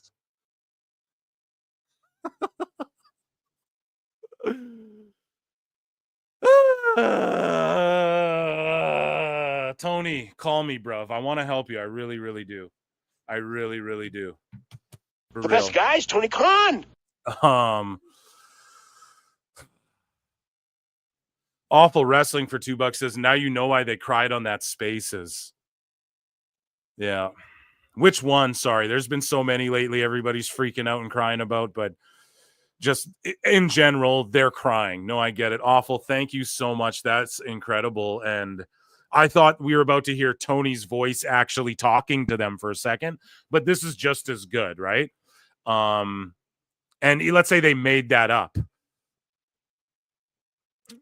They didn't, but let's say they did. I mean, it's not a good look either. Now you have your fucking stooge cronies just making shit up about you, making you look bad, and they just laugh about it. That's fucked, dude. That's pretty fucked, man, especially like how much... I could just picture him doing like a Twitter voices thing. Now everybody screaming, like, God damn, I'm bringing in the Hurt Business. I fucking mean it. Stop being mean to me. They're all just like, little bitch, you got my tickets so I can say some fucking shit. Get my fucking blue checkmark money and lie. Make up some lies about someone you don't like. Yeah. Let me backstage. Book Monet, bro. Fucking weirdos, man. Andre Adams for $2 says, who the fuck is Elbu? That's all you need to know. Exactly. It's Ibu from Wrestle Purists, backup Hangman. He works for Fightful now too, reviewing WWE, and he's like a big AEW. It's not even like he's an AEW shill. He just says dumb shit, like just borderline. It's not even borderline. It's just towing the line of like, this guy could be actually just saying shit to try and get a reaction at this point. Like, you don't even know anymore. But he genuinely thinks he can book NXT better than fucking HBK. Like, legit, he says stuff like that. And then he gets mad about Netflix, Raw. He's like, oh, everyone's sniffing their own farts. Meanwhile, he's the same guy who tweets shit out like, oh, man, I could book. We have a card. He wanted to book this WrestleMania. It's like some chat GPT shit. Eugen Chris. Guten Tag. Sorry, I'm so sorry if I botched this for £5, euros. I don't know what the fuck, but thank you. Hi, Phil. Love the show. Keep up the good work. Also, I sent you a soundbite of Lex Luger screaming, I don't know. Thank you. Thank you so much. Oh, my God. That is amazing. And I'll give you a thank you, fuck you, bye. Thank you, fuck you, bye. Boom. And I will download it and add it to the show for the next show. I'm not going to do it on the air now, but thank you so much for the I don't know, because I've been needing that for a while too. Appreciate you so much. Appreciate everybody who emails me and sends me and stuff. Dashing Purpool for $2 says Elbu is going to get fired from Fightful.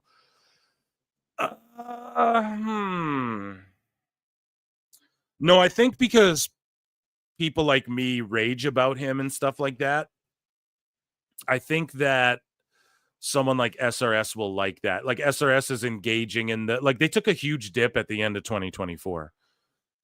Meltzer, Fightful, all these, you know, so, but what we've seen is, if you just look at Social Blade stuff, and this isn't stuff I spend my time looking at all, but MJ from NJ does this, Wrestle Graphs, right? I bring him on the show because he spends his time looking at data and stuff. I don't do it. So he was saying that all of these, or not all of them, but Fightful's had a spike since Ross has been engaging with the fucking sickos or whatever. There's more people like following his shit. So, hey, man, if that's the type of fucking crowd you want to roll with, do you. 100 likes as usual, PWT. Yeah, so the fucking goated chat in the biz. Growing every week too. There's 145 of us watching across both channels, down to 130 now. 15 of you said fuck y'all, but round of applause for everybody. But yeah, in no time we'll be cracking 4 or 5 1K. Play it again. Yeah, let me play it one more time. I won't pause it. Let's just hear what these chuckle fucks have to say. Let's play it one more time. Divulge this here, bro. There was a time when y'all were jumping Tony in, like, this was around like Full Gear last year when Jay White got cooked by MJF. I forgot what exactly happened, but it was a week where people were just jumping Tony in like late 2023, and Tony just ran to me to just start like yelling and ranting. He's like, I'm not fucking selling for these guys. Yeah, he's I'm not gonna fucking sell. Won't be hard. Tony's never sold in his life. Hey, sorry guys, I promised I'd shut up. I'm not gonna fucking sell. I'm sick of this shit. I'm sick of this fucking shit. Nobody fucking appreciates me. Nobody appreciates me. Yeah, nobody fucking appreciates me. No one fucking appreciates me. He also hit me with the, hey, tell your fucking friend that guy being CM Punk. He was like, tell your fucking friend A, B, and C. Maybe he wasn't so fucking selfish. All right. I'm like, why are you yelling at me? Why are you yelling at me? So the Bucks have Tony convinced that Punk was selfish, try to help his business, give it $1 million gates. Would never said that to his face. You would never. never. I remember hitting him with the, bro, debut Mercedes, and he was like, no, she's fucking hurt. Her ankle is broken. She's on a fucking walking boot. And I'm like, but very funny conversation. And then they go, oh, we have an update for Mercedes Monet boot. Her foot's in a boot. We have an update. But yeah, very funny. So I say all that to say, he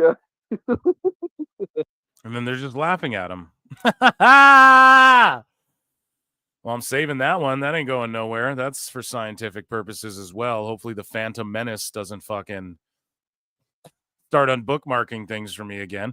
Dashing Purpool, a member for 3 months. Aren't you moving, bro? You still made it? I love it too. We get people in the Discord or I get DMs. Hey, man, I don't know if I'll make it this stream. And then you motherfuckers always make it. Oh, come on now, Eric. Thank you for being a member and a great supporter. Miss October 30 for $2 says, Phil, send a link to Awful. Send a link to Awful. He wants in. Okay, let me fucking let me do that. Sorry, chat. I'm doing a million things here. Do do do do do do do do do do do do do do do do do do. El boo boo boo boo boo boo boo boo el boo boo boo el boo boo el boo boo el boo el boo el boo boo boo boo boo. There we go. I sent you a link.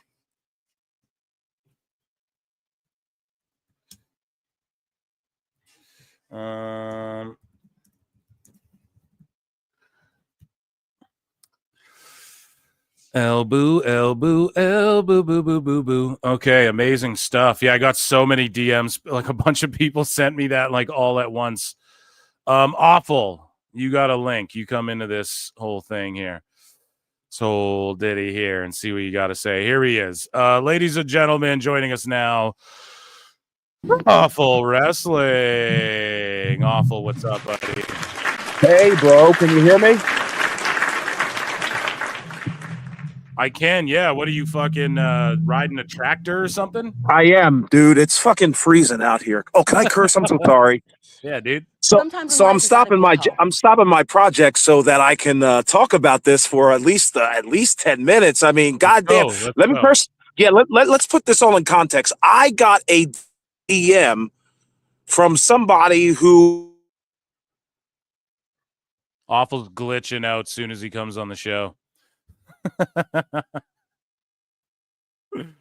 It's all good. We'll get him back.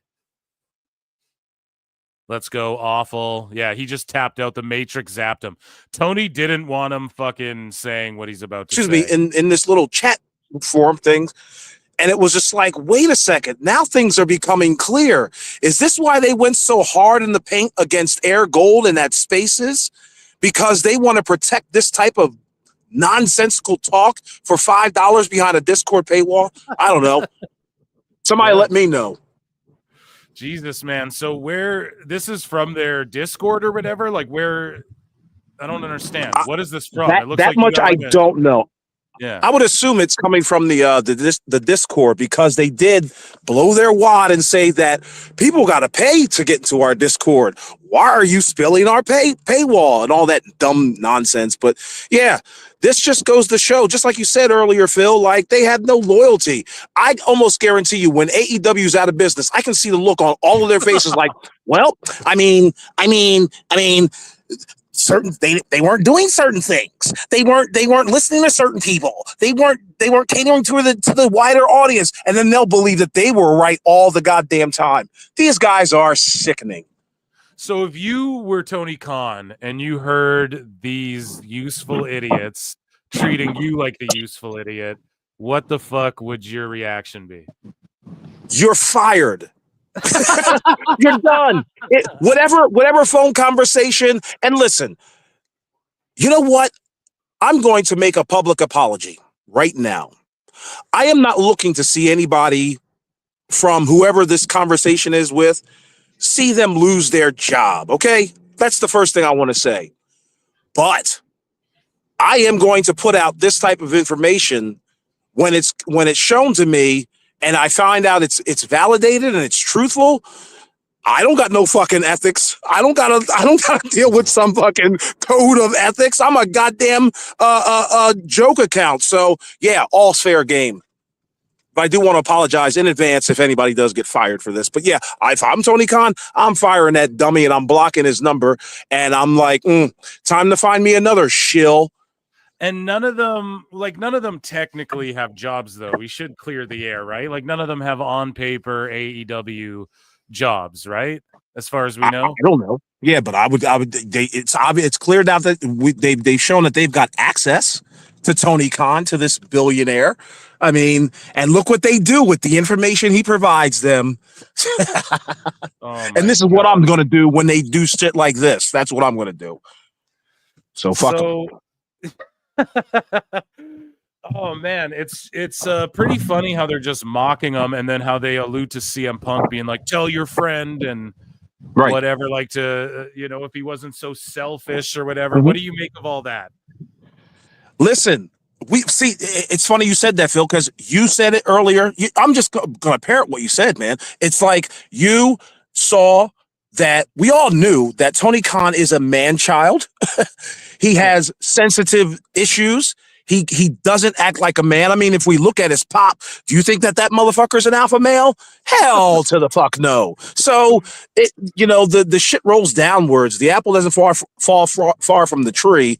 And, yeah, Tony Khan, sensitive man, baby. That just also shows that motherfucker watches. He lurks. He's probably listening right now, just as his lawyers were listening last night to Toonie Talk Wrestling, those a-holes. But yeah, so that's just the bottom line. The fact of the matter is, Elboo or Ibu or whoever this joker is, he's been found out. And we're just getting one step closer to showing how the IWCNN is a bunch of just fucking filthy marks that just want to grift you for a buck. Oh man, it's so true. And I just to think they're just clowning them in a way to where it can get leaked. So I'm just so curious, was that from one of their shows, or is that like a private chat? I'm getting more information. I'm getting more information as it comes in. So developing story is that, this is from their Discord, apparently. And it was secretly recorded by somebody who obviously had to pay $5 to fucking listen to it. But imagine, think about that. Imagine paying $5 to hear 3 or 4 jokers go on and on about the conversations with so this is whispered down the lane. This is high school girl shit that these guys are involved in. Crazy. Crazy. So I'm going to be the school announcer. I talked to Tony Khan. You talked to Tony Khan? Yeah, I talked to Tony Khan too. Oh, remember when he said this? And then they're just marking him in. Yeah. Oh, remember when he was really seriously mad, and he probably thinks we're friends, and he hooks us up all the time, but let's just make fun of him on our Discord because even we think he's a mark, and we don't believe the fucking bullshit that we say 90% of the time. We just do it because we get the access. Is Ibu the same Negro that got the cold shoulder from Tony Khan on that one video? You want to re-ask me that question, Awful? Okay. Is Ibu the same? Is Ibu the same basketball American who was caught giving the cold shoulder? Or Oh no. Come on, guys. Coming to Rumble anyway, soon. but what? Coming to Rumble soon, PWT. Yeah. We're already up there. Yeah, you're talking about this moment right here where he gets fucking Tony Khan walks right past him when he's trying to give him a handshake. Well, Tony Khan just got his receipt. Oh my goodness. Never forget that. What's your name? So good. Damn it, man. So I wonder if he actually gets mad about this. I wonder if he knew that they were doing shit like this before. Probably not, because this is the first we've heard of it. But I guarantee the reason this got recorded is because this isn't the first time this has happened, and somebody knew they had a bit of a gotcha there. And I just think that's fucking hilarious. And this is just further proof they don't believe the shit they're peddling, or maybe they do believe in that style of wrestling. But as far as just doing everything they can to get to, they fucking how do I word this? They don't give a shit actually about Tony Khan is the best way to put it. Okay, they care more about their access and what he can provide, and maybe they will Washington themselves a job or whatever, than they actually care about helping wrestling in any way, or just being able, like, this guy literally that is horse shit. That's horse shit. Yeah, and this guy literally said to, I hit him with the book Mercedes, bro, or whatever. Like, what did he say? A debut Mercedes, bro. Like, they're fucking Yu-Gi-Oh cards. It's just it's gross, and that's how they look at it, and they don't really care. And they're like pestering Tony. Yeah, Tony freaked out on us. So behind the scenes, in front of the camera, he's all making these fake faces, and he's all like, "Oh yeah, everything's great. It's great. It's great." But then behind the scenes, he's having meltdowns on elbow. Why are you giving them access, Tony? Jesus Christ. Awful wants your shit to fail. He wouldn't give you this much headaches and ask you marked questions like that. Hey, debut Monet. She's in a boot. Yeah, like, and then they go and leak that headline. Well, she's in a boot. We got an update. Meanwhile, they're just laughing at him, making fun of him, because they don't respect him either. And it's like I said a million times over, and I'll say it till I'm blue in the fucking face. He's just surrounded by the wrong people who got him thinking someone like CM Punk was selfish and stuff like that. Right. Just craziness. I don't know. I've said it, but sidebar. I do want to say that the Basketball Americans joke was just that. It was a joke. Yeah. All right. My people, the people, my family members and friends have no problem with it. And yeah, again, I'm black. So come on. I know I don't sound like one. Shout out Andre Adams. But because I'm sure he's got a few fucking jokes for me. But yeah. Yeah, Sorry. my awful impression is just my Obama impression. No, I'm just joking. Samoan Supernova for $5 is getting off of a long, annoying workday, and the first thing I get to hear is awful. Going scorched earth on idiots is healing me. Thank you, sir. Absolutely. Oh, you're welcome. Yeah, man. Dropped a bomb. We have to honestly say, I love that came in right at the tail end of AEW news too. I couldn't believe it. So my DMs were blowing up, and then chat was blowing up too, and I'm like, oh my god, what happened? Like, is Tony? I thought we were going to hear Tony's voice actually yelling at Elbu or something like that. But this is just as good because, I said before, if they're lying about this, it's a huge L for them and Tony. And if they're not lying about this, it's a huge L for them and Tony. You know what I mean? So either way, it's a W for PWT. Okay. Hey, but Phil, the good news is this is what they're going to, I guarantee you. Check mark this. The good news is that these guys are going to tell you we've got access to them. Okay, so that just lets you know that we're just a step above you as far as being a mark and being a professional, motherfucker. You were just caught on audio in 4K, as the kids say, talking shit about the man after he vented to you in confidence, in private. If Tony Khan had known that you were going to record his venting, he would have never talked to your Okada ass. Yeah, dude. And like, do we see them around? Do they not get access? Do they? Who fucking knows? It's craziness, man. Yep. But and let the chips fall where they may. Who knows? If they start trashing AEW, then we know, bro. That's what I was going to point out. Like, if they get hit with NDAs or something now, well, I'll talk to you, but you got to sign NDAs. Or whatever the fuck. And then if they start just being like, well, Tony's, if they start going after Tony, that's when people have really turned. Because he's like the cult leader that you can't say shit about, or else everyone melts down. And it's like the main problem is just his lack of creativity, in my opinion. Yep. That's the main So give me a call, Tony Khan. My phone number is 717-666-7866. Hit me up, bro. I got some ideas for you. First thing I would tell you to do is stop talking to these knuckleheads that think that their self-importance is more important than the fandom itself. All right, gentlemen, Mr. Phil, thank you for having me on. I gotta get back to work. But peace to the Okay, chat, thank peace you. to everybody. Let's fucking drop a bomb and a round of applause for Awful Wrestling. You can find him, of course, every Tuesday night on Toonie Talk Wrestling, Toontown Wrestling. You know where to find him. And also on Twitter at AEW Full Awful Wrestling. You guys already know that, though. And here he is on the screen as well. You can see, go give him a follow on Twitter. And his pod, I think he has his own pod coming soon or something like that, too. I don't know. But yeah, excellent work from my guy coming through with that. That was fun, wasn't it? No, a fun little surprise. Ezra Gobert for $2 says, I fucking love this podcast. Me too, dude. It is absolutely George Capture for $5 says, interesting timing with Awful on live. Lashley wins. Yes, so Lashley won the tag team titles as well. I did see that, and thank God. So the Private Party, oh, finally it's their time. And then what do the fans get?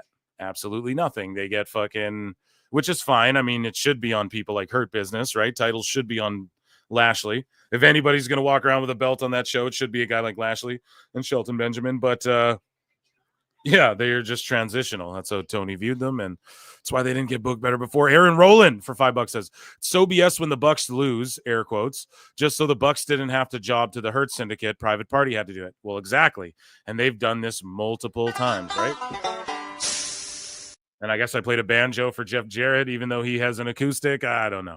But it is bullshit. And it was the Bucks ran to New Japan and they worked Tony. They go, well, we have this plan. You know, we're going to go to New Japan and win those belts a seventh time so that we're not the ones to lose to Hurt Syndicate. And then we'll come back and face Hurt Syndicate and win the belts off. You know that they're going to come back and face them and win the belts off them.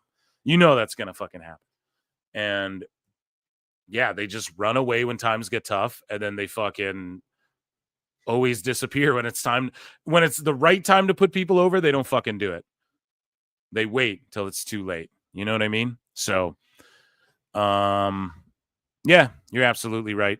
And thank you for that. Round of applause for Super Chatters. It's Acknowledge me. Acknowledge Awful. And the Bucks recapturing the titles make them look stupid. Yeah, absolutely. Fucking chat is lit up right now. Moose Knuckles up in here. Did all Jake start his pod yet? No, coming very soon. By Awful, later Awful. AEW equals Scientology. Elboo made fun of Tony. Yeah, it's pretty goddamn fun. It's pretty crazy, isn't it? Nick Chivers. Nick Chivers is here. Chivers, don't worry, I know. I genuinely think beating Private Party is more of a big deal than beating the Hardley Boys. Not much. Yeah, just in context to AEW, their pecking order, the way they present it. But man, they have a good house though. Like this building looks pretty fucking full and they're able to film a big bright building, and that's what we ask for every week. So they've been listening to that a little bit, slowly but surely. They have to start listening to Phil. I wonder if that was Awful's real phone number too. He just put out there. Oh shit. Expect a call from Tony being like, tell your friend not to fucking talk or play that on the air. Oh shit, man, that was funny. So okay, let's get into some WWE news, I guess. No, we just had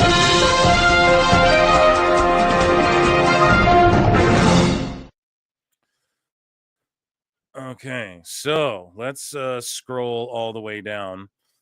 And let's start with this, though. Kurt Angle, because we talked about him earlier, he said, Kurt Angle said Vince McMahon was willing to give him John Cena as his final opponent if he waited until 2020, but Angle was locked in with the idea of retiring in 2019. Now, in hindsight, I bet you Angle is like, shit, I should have waited one more year, but also his body was sort of, you know, degenerating a bit. Peace out, Miss October, by the way. Hopefully I'm not a few minutes late for that. WrestleLamia gets cooked by Drew McIntyre. They go, TikTok ban lasted this long. Drew's world title reign. And then Drew's like, you didn't even you'd last even less in bed with a girl if you had ever been with one, you raging virgin.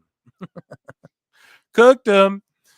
Lindsay Dorado. So we talked about this before. He had a match at one of the house shows for NXT, and Lindsay Dorado confirms to be a head coach in WWE following his return. Sweet. John Cena tweets out a WWE TNA logo, which is just incredible. The amount of people who see this TNA wrestling thing,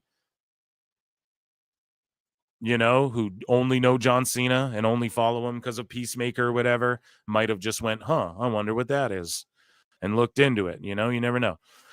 TNA legend, speaking of TNA, Petey Williams, who I believe that's the guy who like invented and innovated the Canadian Destroyer, no? And so he hit the fucking Canadian Destroyer as a finisher, and now everybody, if that was him, everybody uses it as a transitional move. But he also hit the ring for a pull apart here now, from hitting destroyers to hitting the Annihilator, the Destroyer, Nia Jax over here. Sorry, guys. I'm also watching Jeff Jarrett while I'm trying to do my thing here, but I'm just trying to listen in to see if it's... So, yeah, he's talking about the world title and stuff. Anyways, but him and Hurricane here breaking up the brawl. Good to see him getting work. Lots of ex-TNA folk over there in WWE. Lash Legend tweeted this out, and this was 2 days ago, so I'm sure she's got it under control now. But in case not, Lash Legend said, "Good morning. Just wanted to announce whatever abnormal activity is going on my Instagram is because I got hacked. I have no access to it. Whatever's going on, again, that's not me. WWE's trying to fix the situation now." Julian Weeks posted this, and it is a clip from Raw where CM Punk went off about Hulk Hogan. Now, I'm going to do this the way I did it the one time where it worked, where this is going to like be off screen, but we're going to listen to what Punk has to say. And yeah, hopefully we don't get Don Stevens, even though Awful got sniped earlier. Just kidding. But yeah, Punk went off on Hogan too. He was just cutting a promo, but he, of course, called Hogan dusty ass. Let's hear it. Maker of history. It was just 3 short weeks With ago. Jack I main Hay. evented the first Monday Night Raw live on Netflix, and I beat Seth Rollins, somebody favored to win this Royal Rumble. It is a very fickle business. What have you done for me lately? Lately, I make history, and I'll do it in 2 short weeks at the Royal. You guys are saying, imagine if Cena and TNA, like Cena came out once at TNA, and I said it here on PWT before anybody, bro, his last world title reign could be a TNA title, dude. I don't think it'll happen. Could be, though. It would still count. Flair's titles weren't all in one company, right? So Cena's he could say that. He could even just go there and cut that promo and say, to break the record, like Flair's titles weren't all in one company. Then he could just have a match, fucking lose to Hendry. No, maybe not that. I don't think he'll ever have a TNA match. We're just completely fantasy mark booking. People are going to be like, did you hear Phil Marks thought that Cena would be in TNA? But he's shouting them out. I mean, goddamn. Royal Rumble when I walk in. Speaking of shout outs, CM Punk shouts out the whole roster and describes how he's going to throw them over. Throw 29 other superstars over the top rope. The stakes are much too high. The lights are much too bright. The pressure is on, and that is when CM Punk comes alive, and that is when he thrives.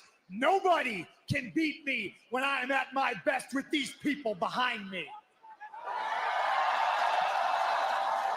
Did you say John Cena? I did. I can't see John Cena. Ooh, I want that one more time. I want that one more time. Throwing me over the top rope on February the 1st. Did you say Roman Reigns? Roman Reigns needed my help to settle family business at War Games, and in the Royal Rumble, there are no friends. It's every man for himself. I put Drew McIntyre in the dirt. Don't ask me about Sami Zayn. He's not on my level. Damn, Zayn catching strays. Everybody loves Sammy. You put Hulk Hogan in the Royal Rumble, I'll throw his dusty ass over the top rope, and I'll kill Hulkamania once and for all. On February the 1st, Maker. Man. Punk on the stick, dude. He just knows what he's doing, and the internet's like, you guys really think Hogan will be in the Rumble? Fuck no. He can't even walk up the stairs to get into the ring, guys.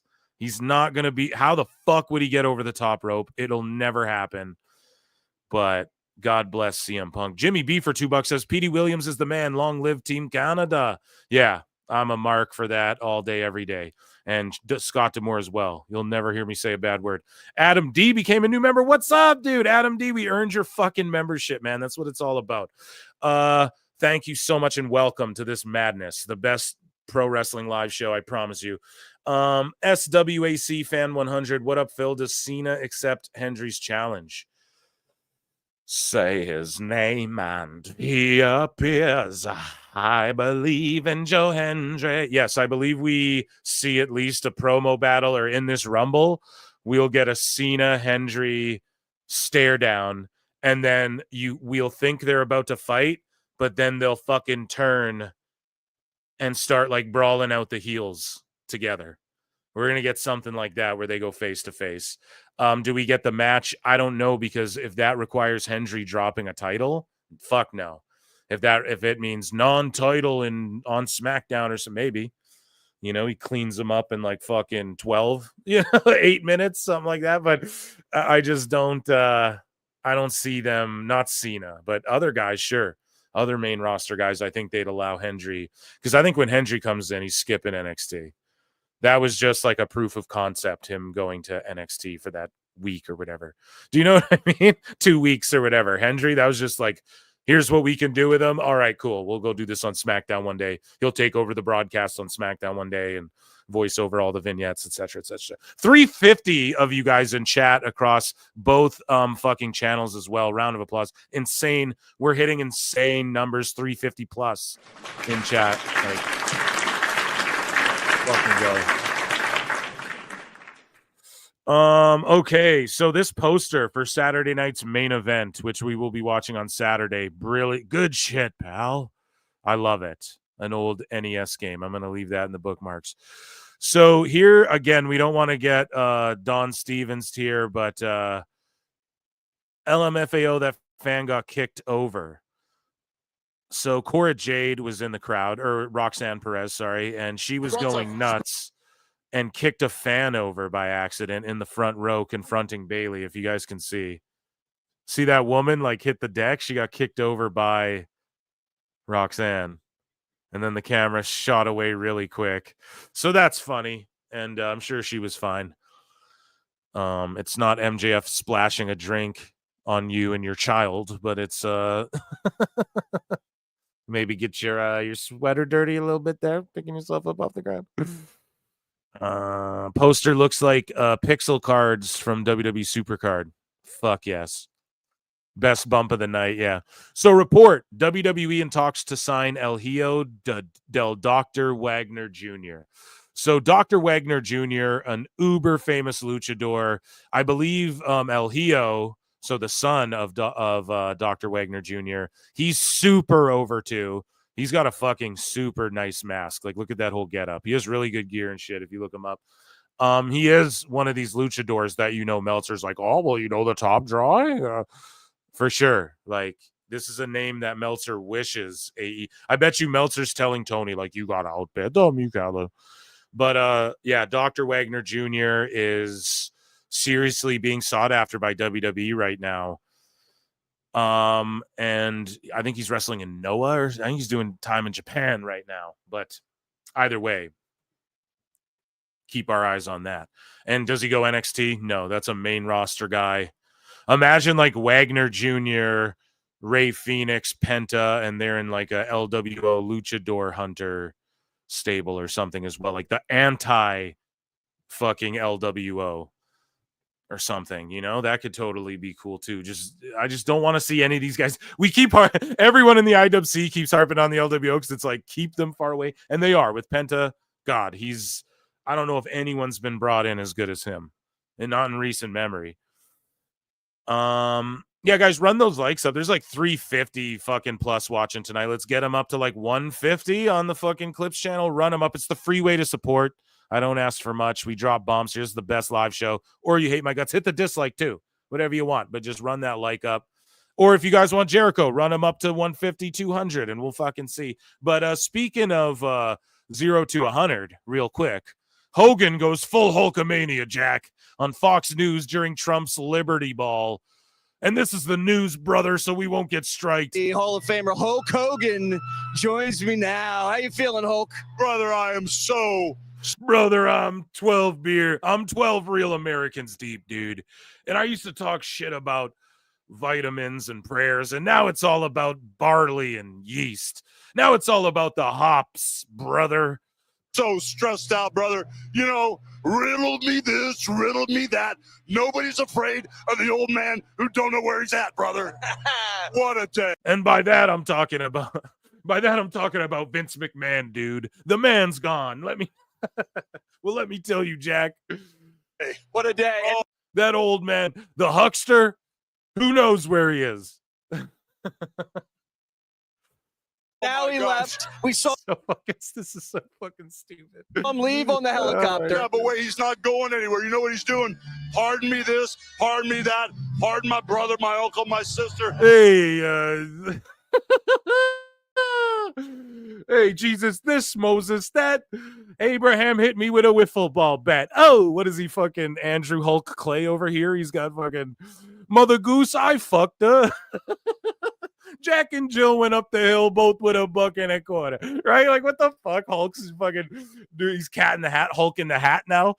Jesus. Listen, but everywhere I He go, starts ripping his sleeves. That's the part I'm trying to get to. nobody recognizes me. What are you talking about? I say, is that Hulk Hogan over there? Oh wait, no, that might be Hulk Hogan. Or it might be Santa with muscles. Or maybe it's the time I play Thunder in Paradise. One of my many roles. I'm Hulk McClure. Hulk, no, that's not Hulk Hogan. He doesn't wear a suit.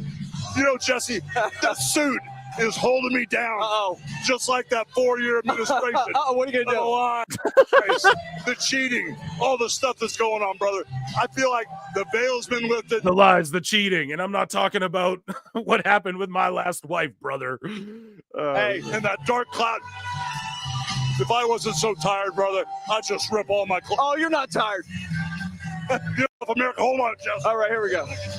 Do it for America, Hulk. Do it for America. Our border. Lord Jesus Christ. Yes. We got real American beer in the house.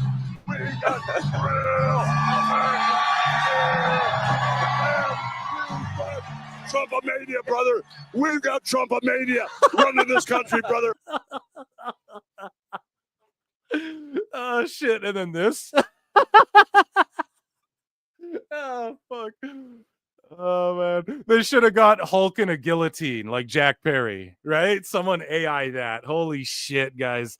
Fucking amazing. We live in the funniest timeline or universe or year. I don't know how you want to someone stop this, man. Plugs the beer. Holy shit, brother. That was great, man. Holy fuck.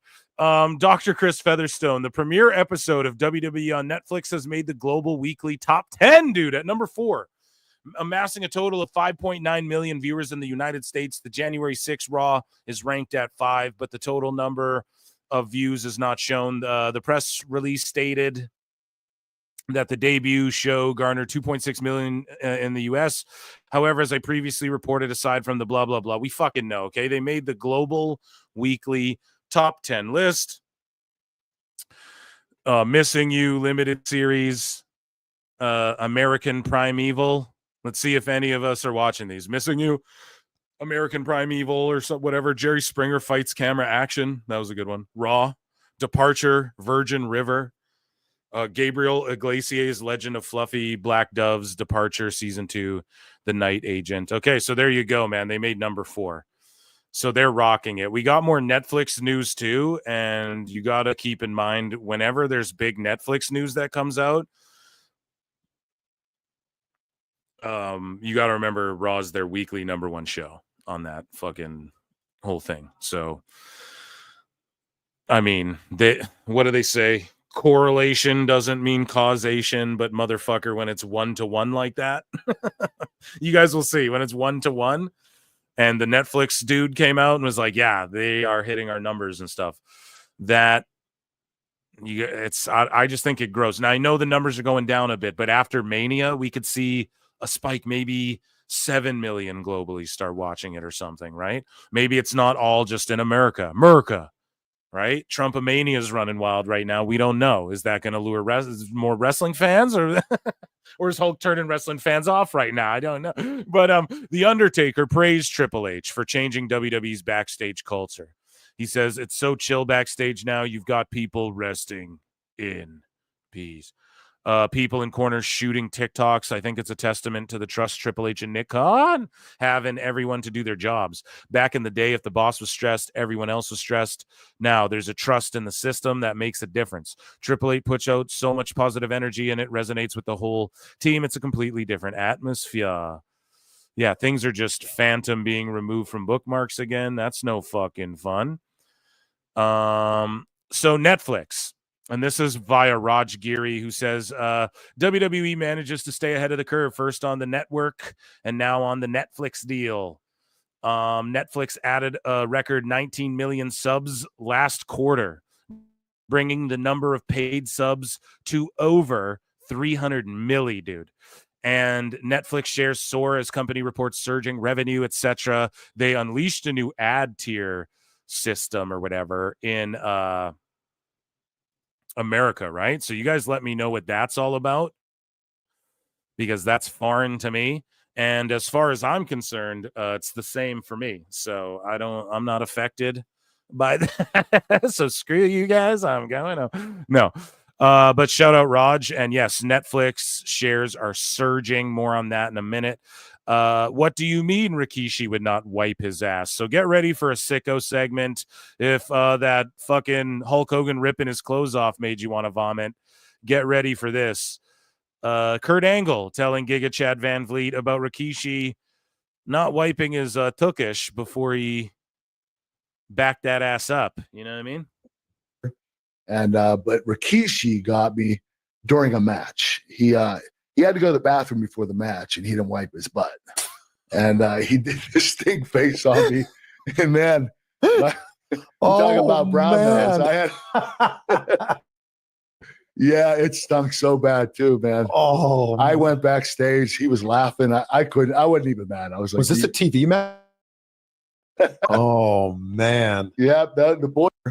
And but Rikishi got me during. Didn't wipe his ass. Stank faced. Your boy Kurt Angle. Here's Corey Graves. He showed up on NXT and he said the damn thing. He's like, I'm right where I want to be. And people are like, it's like a hostage video. No, I don't get that vibe at all. DDP, you guys can see the GIF. He was there in the house at NXT. And they're in Atlanta, I want to say next week. Or if that's for Raw. So Goldberg will be there. I wonder if we'll see any other WCW people. Wouldn't be a bad time to have maybe like the Steiners or something show up, do something maybe with Braun. Not that they got to roll everyone out. So this here, we shouldn't get pulled for this, right? 90s WWE, back when we used to watch the pay-per-view pre-show free-for-all on the TV Guide channel. Who remembers this shit? God. And the only time you get to watch the TV Guide channel anymore is when you're in a fucking hotel, and it's super annoying, you know? Because you're like, God damn it. You're like, we used to do this. You used to have to spend 10 minutes doing this shit. Twins was on. Oh, DeVito, we look alike. No, I don't got a Schwarzenegger. Sapp, are you prepared for the worst? Jesus Christ said I'm prepared for just about anything to happen in that ring tonight. As far as The Undertaker, Kane, and Mankind goes, Stone Cold Steve Austin doesn't give a rat's ass who's on whose side or what the hell happens. But I can damn sure tell The Undertaker this. If he's planning on taking what? If he's planning on... So, NXT is in Atlanta too. Okay, that's what I thought. That is what I thought. My USA and TNT channel 29 and 30. Fucking amazing. So you would just flip up and down, right? Because that aligns, right, with the Attitude Era. This shit is amazing. The two fat old ladies, or Emerald, bam, or whatever that Emerald or whatever. Go Steve Austin down. I'll take that son of a bitch right down with me. The highway to hell can The start. Miami Dolphin cheerleader calendar. Let's fucking go, dude. Look at some of this behind the music. Y'all remember VH1? Oh shit. Do you guys remember the VH1 the Surreal Life? And then X-Pac showed up and he was all wasted and China was in it. And then one of the fucking what is it, like Donny Osmond or whatever bounced X-Pac out of the fucking house. Y'all remember that? Start right now. It really doesn't make a damn to me. Stone Cold Steve Austin is going to walk out there to that ring and beat somebody's ass, and that's all I got to say to you. WWF Champion Stone Cold Steve Austin. In Your House, Fully Loaded tonight, channel 74. God damn, man. Takes you back. Takes you back, man. Speaking of taking you back, here is the Saturday night's main event card. We're going to keep these graphics until Saturday because they're both fly as fuck. And yeah, we'll talk about that more Saturday. Netflix co-CEO Ted Sarandos addresses viewership numbers for WWE Raw. I think I just have the fucking quote. He just confirmed that they're reading, that Raw is reading. I meant to say Raw is meeting. Raw is meeting their projections. Okay, folks? So there you go. Whatever they projected, and they could just be lying too, because it's the TV biz, but who gives a fuck? They're happy. Everyone's happy. The only people aren't happy are the people who want to see WWE die or just only care about McGraps or AEW beating WWE just because. So Ma is reading. I was legit going to say that, but I pirated all the pay-per-views back then. I'm not surprised, Moose Knuckle. But yeah, so shout out Netflix and Ted Sarandos. I guess they're meeting their numbers. We haven't heard shit about. We got one tweet, I think, about Dynamite from Max. So that's it. Literally a tweet. Brian R. Sullivan says that I'm happy to announce that WWE will be contributing photography to Irresistible Force, The Life and Times of Gorilla Monsoon. In fact, I've been spending the evening looking through the photos, and they're magnificent. Excited to have involvement from the company Gino helped build. So there you go, man. Where's my fucking old timers in the chat, dude? Gorilla Monsoon. WWE's like, yeah, you know, before they had to control all their own documentaries and film it with us, pal, and all of that. And now it's, yeah, we'll fucking work with you, dude. Sure. What do you need about Gorilla? Stone Cold Steve Austin shares an update on his left knee after he completely shattered it.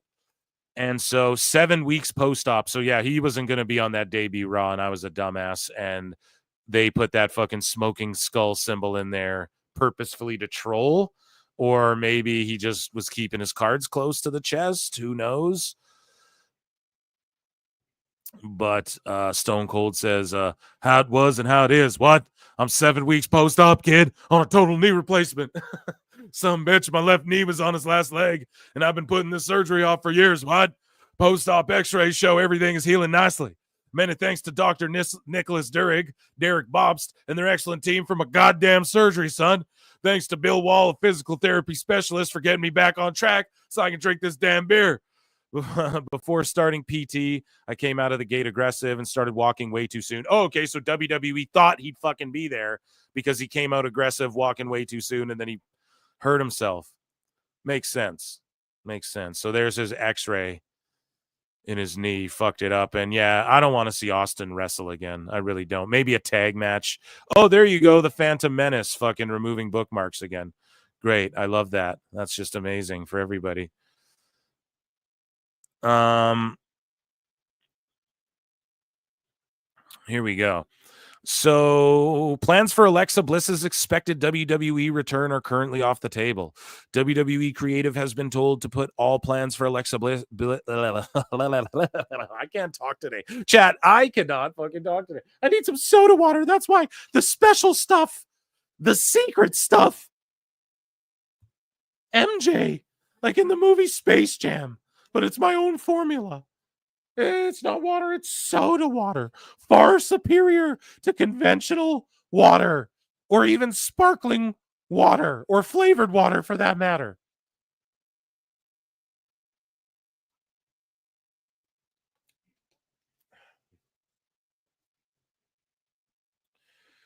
Okay, so plans for Alexa Bliss's expected WWE return are currently off the table. WWE Creative has been told to put all plans for Alexa Bliss on hold indefinitely. And this is via PW Insider, who've been botching so fucking hard lately. So I'm not going to sit here and be like, hey, fire! But I will say this. I bet the plan is just, okay, at the Rumble. We'll see at the Rumble. Creative plans were not an issue, and Bliss was ready to return, but the company put a halt to the plans. One source believed it may be a contract issue. Additional sources spoken to claim to not know of where the issue could be. Bliss is not featured in any creative pitches for the Women's Royal Rumble match. You're getting worked. So, Kurt Angle, we read this one, and that was WWE News. Round of applause.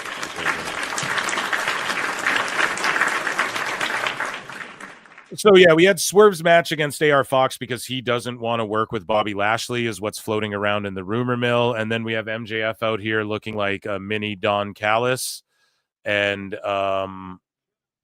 looking like a mini Don Callis and wearing these rose-colored glasses and just cutting a promo. So, I mean, that is what it is.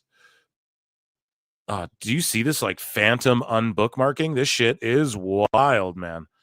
That is not good. Someone's fucking, we're getting hacked. The black helicopter.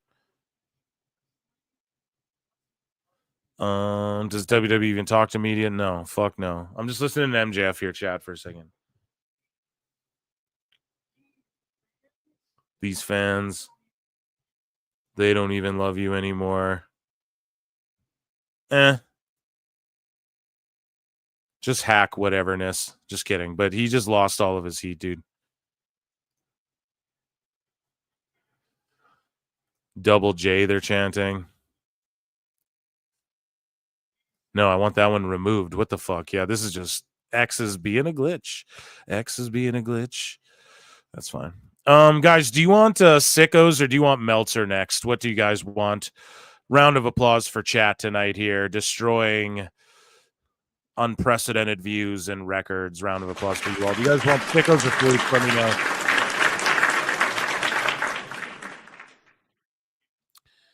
Wait, is Mrs. C actually Jim's wife? Yes. It's Mrs. Cornette, bro.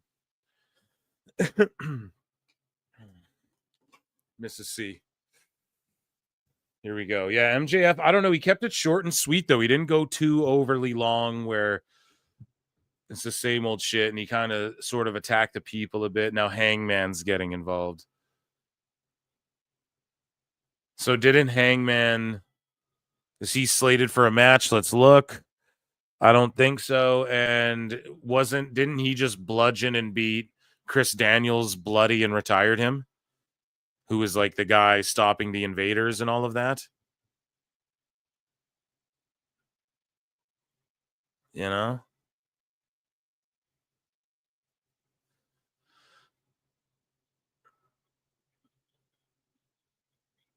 Yeah, I have no idea why Hangman's coming out. He just bloodied up like Daniels, so why would he even have a thing? Why the fuck would he have anything to say to MJF? Can someone explain that to me? Why would he care? And he's just wrestling a jobber. So there's a heel who just told another heel to fuck off.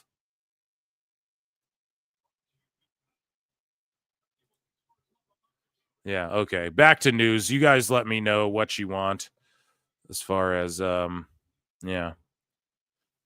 Flutes or sickos. Sickos, flutes. Jobber still standing out there, yeah.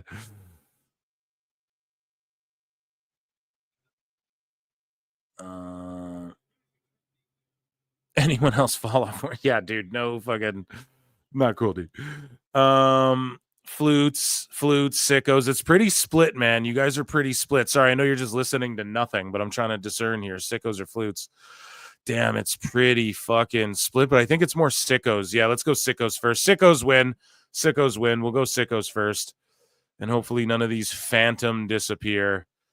So this episode, as the title indicates, we have Meltzer and Sapp versus everybody. It is time for our Super Sicko segment.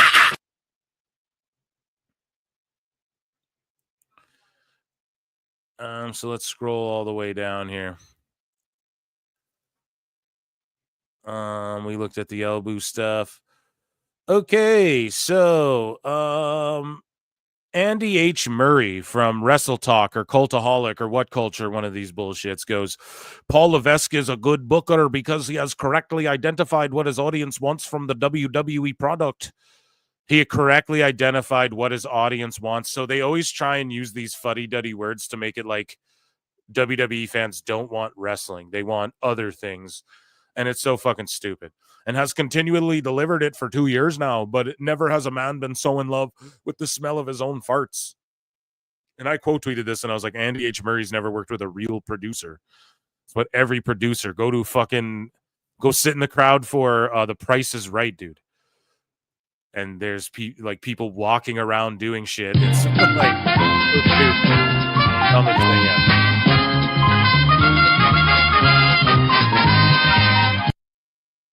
And Triple H has pulled the curtain back. He's admitted it. There's no secret to what we do here.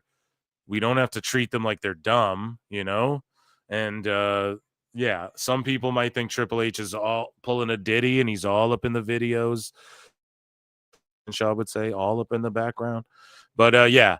Anyway, Sting is going to be in Orlando, and it says WWE Hall of Famer Sting is coming to MegaCon. And I quote tweeted, and I was like, Orlando can't wait to meet WWE superstar Sting. Just being a smartass. So I quote tweeted this, and it got a lot of traction. Look at that. Wow. Viral Phil. And I said, and now the cult flips on Britt. And Takesh the Fan says, saying nobody cares about the women you're about to feud with on live TV is such a stupid and unprofessional move. Glad I no longer have to see her on my TV. And yeah, the usual suspects fucking flip on her.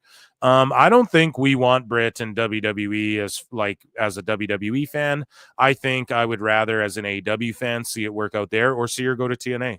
Her and Tessa go work it out for real. Carry that, be a tag team up, and just have everyone hate you, nuclear heat, and let's see. But here's the thing: she'll never get the money she got in AEW again ever, and that's the problem.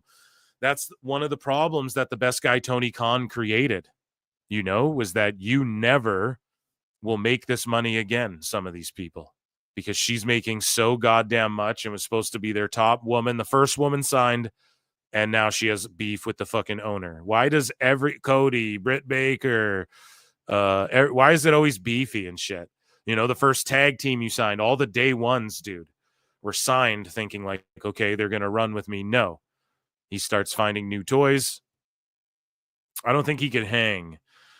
Pardon me. I don't think she could hang in WWE right now. She'd really have to put work into the PC. So cult flipping on her. I wrote Sicko Wars. So AIR Gold came at me and Sapp on the same day, called me a pussy. I think I have a bookmarked in here, and I just destroyed him.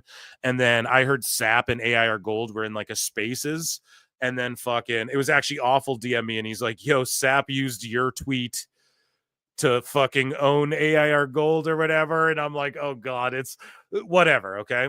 To me, I put the tweet out. I was like, an admitted gossiping dick pill shiller and an admitted bot engagement farming for $130 a month off X. You know what I mean? Click engagement for money, admitted, which will show you AIR Gold. Oh, they're both arguing about misinformation. How fucking stupid is that? It doesn't get any dumber than that. But yeah, I don't know. AIR Gold goes, rumor has it Hangman feels it was complete bullshit that he missed out on main eventing All In last summer, which is something AIR completely made up because he's a fucking bot troll. And he completely changed his Twitter, I guess, after this thing, right? AIR Gold goes, people quickly dismiss the no DQ article, and someone will likely do the same with this if it is fake. SRS goes, I've reached out to you multiple times about spreading misinformation. Sean, AIR Gold's a bot. He's an NPC, dude. Why the fuck would you care? You're not supposed to just throw shit at the wall and hope it sticks. And like, he's not a news source, so he can do whatever the fuck he wants, bro. Like, you can't gatekeep spreading fake rumors on the internet, right? When that's what all the dirt sheets partake in, as we chronicle here. And also, it's just a goober. Like, why would you waste your fucking time? And then Sapp, I guess, hit him with a fucking wrestlers hate you. Someone, Stephanie Hypes or someone like that, posted a clip of basically he's like, oh, well, this wrestler hates you or something. And so I'm trying to tell you, like, I don't when you go too far with the sicko or wacko-ness, I'm telling you, wrestlers don't like that shit. You know what I mean? And I try and tell these motherfuckers, and they don't want to listen, but it is what it is. So then they go through these humiliation rituals on fucking Twitter. Oh, it's so funny. So I think there's more. Yeah, so AR Gold just came at me. What the fuck did I say? I was like, dude, he's a clout farmer or something. No, he was just AR is a literal cat lady, but a dude. That's what I wrote about him. And then I don't know if he vanity searched or whatever. And that's actually the facts, right? And then he said, yeah, so I have him muted from a long time. Here's his new thing, whatever this is. AR Gold. He's got like a new handle, or maybe he just switched it back. I don't know. But he switched his picture and shit. But he's like, Phil Marks, you're a pussy. I've invited you to come on here about wrestling. No, he never did. And all the other things you disagree with me on. I don't even know what we disagree on, bro. I just think you're an NPC bot. So it's like this weird thing he's inventing in his head. That's not true. And you never, ever take up the offer. We've had one conversation that you ducked out on. And of course, he didn't respond to this at all. Because why the fuck would he? But I was like, you ducked out, bro. Also, you don't want to actually have a conversation. We tried that privately. You just want to talk about subjective taste, which is undebatable. What I mean by that, Chad, is like, you can't debate. Like, if you honestly think Ospreay's matches are better than fucking Roman Reigns, you can't argue that. Like, there is a matter of taste in that, you know? We can debate, like, okay, well, who sells better? Okay, well, who draws more? Okay, well, who is more physically imposing? You could have that debate and then try and sway someone, but you can't debate people's subjective. Some people like the movie Sonic 3. Some people call you a furry if you watch it. Right? So you can't debate like what people like. Some people like vanilla, some people like chocolate, you know? Anyways, though, I was like, meanwhile, you started the grift of just regurgitating what someone like myself and many others were saying months ago, just to garner impressions. Lastly, I actually get pussy, and you just live with two cats and smell like fish. I meant to say you live like a cat lady and smell like fish, but whatever. I was just typing that to own him as fast as I could. So either way, fucking, I destroyed him, and they keep going. So, you know, like Sapp's in here, and like I don't know. I gave Awful a gif of me, and I was like, me and Sapp with the mega powers thing to take out AR Gold. And then he's like, yuck. And I was like, yeah, fuck them both. I'm just joking. But it was just funny that, you know, usually we're fucking button heads, and then we're both like, no, fuck this guy. It was just kind of a funny thing that I didn't expect at all to happen on the same day, you know. But AR Gold responds to Sapp. He's like, you yourself are on Twitter making a few extra pennies, as is the Fightful account. I am not a reporter. I don't claim to be one, just a guy who heard a rumor. And wait till you see this DM that leaked of AR Gold admitting to being a fucking money grifter. Okay, watch. The same one now you've heard. You don't work for me, but you might want to get to work before I grift. And he's like, I don't know, being cringe. Dude takes himself way too seriously, man. Sean Ross Sapp goes, we have publicly donated to charity or done giveaways for all of our Twitter money. We were verified prior to payouts. And that's good if he donates the Twitter money. That's a good thing, I guess. I haven't heard anything but a contextless clip from a show. Exactly. So then why do you care? From a show of which a host told me they also reached out, told me they reached out to you. They also reached out, told me they reached out to you. Okay. Posting misinformation. Go fuck yourself, you weird little clown. Maybe if you got to work, you'd be more fulfilled. Yeah, I mean, I don't know. I'm not gonna argue, Sapp, on that. I pretty much told AR Gold the same thing, like, bro. But yeah, I just quote tweet this as like clout clown, and then I go, the grift is real, literal NPC bot farms. This is where this all started. So I guess it got leaked by Sapp, I guess. But what AR Gold's been doing is going around to these accounts, I guess, and asking people to, and he admitted this to me in like voice chat. Now, I wouldn't leak DMs. That's not my style, you know, even if it's someone I hate. It's just like, if maybe they open that floodgate, okay, but it's just not something I would fucking do. But this is just hilarious because like I already tried to tell everyone this. This is why I have Air Gold muted as soon as I figured that shit out. Oh, he just legit wants his like 132. That's the thing. I keep saying that number because like, where do you think I fucking broke down the math and I stunned Gold with it? I'm like, you what, make 138.45? And he was like, well, it was, and then he like said what it was. I don't know. Anyways, he messaged Sapp, though, of all people, to say this. Hey, would you like to be a part of a group chat I'm setting up for verified Twitter users? The idea is to support one another by liking and commenting on tweets to boost verified impressions, which now directly impacts payouts. We all tweet for fun, but if verified interactions can mean more money, why not help each other out? Let me know if you're interested. And then AIR Gold goes, yes, that's me. Now tell us if the rumor I heard and the one you can hear in this clip is accurate. And then you got Tony Khan over here yelling about, oh, the bots. They're all Best bots. guys, Tony Khan. Yeah, you're right. And they're all fucking putting your shit over, bud, and making you look fucking bad. And this is what I've been trying to tell you. And these are the fucking people, dude, you want to cater to. All right. Have at it, boys. But yeah, was I not right? Phil, don't miss what I say about this clown a long time ago. Literally a grift for just money. Boom. There's the proof right there. There's the fucking proof right there. Anyways, on to some funnier stuff. Oh yeah, no. And then this is also like, so AR Gold and this guy who said this about himself are arguing over misinformation, guys. And you can say, are you a professional? No, I'm not a professional. I sell dick pills and pube trimmers on a podcast. No, I'm not I cover wrestling gossip. And you can say, you guys hear that? Let's just one more time. Are you a professional? No, I'm not a professional. I sell dick pills and pube trimmers on a podcast. No, I'm not I cover wrestling gossip. So why do you care if he's gossiping gossip? And because you didn't gossip the gossip, why do you care? You know what I mean? That's what I really just don't get. But either way, Elboo, I said he plays too much 2K, bro. This is like if you ask Chat GPT what matches to make for Mania. And Elboo says a real N-word Mania card. Okay. Roman Reigns versus CM Punk. Owens versus Zayn for the WWE Championship. Icon versus Icon. Rhodes versus Cena. What? Women's world title, Ripley versus Sky. World heavyweight title, Gunther versus Rollins. Women's championship, Flair versus Stratton. IC championship, Breaker versus Fatu. Orton versus McIntyre. Raw tag titles, New Day versus Usos. Losing team disbands. Falls count anywhere, Judgment Day versus Wyatt 6. 4-way elimination tag team, DIY Street Profits, MCMG Fraxium. Logan Paul and Chad Gable, versus Damian Priest and Andrade with Bad Bunny. Women's IC title, Becky versus Lyra. That's the most Chat GPT shit you could ever come up with. Simone Supernova for $5 says, Sicko Wars, the only war worth the combined testosterone's level of 0. With the combined testosterone's levels of 0. Yes, dude, I'm a stupid idiot. I'm botching all over tonight. I'm incredibly tired. No fucking excuses, though. And we're also watching right now. We got Hater in there. And,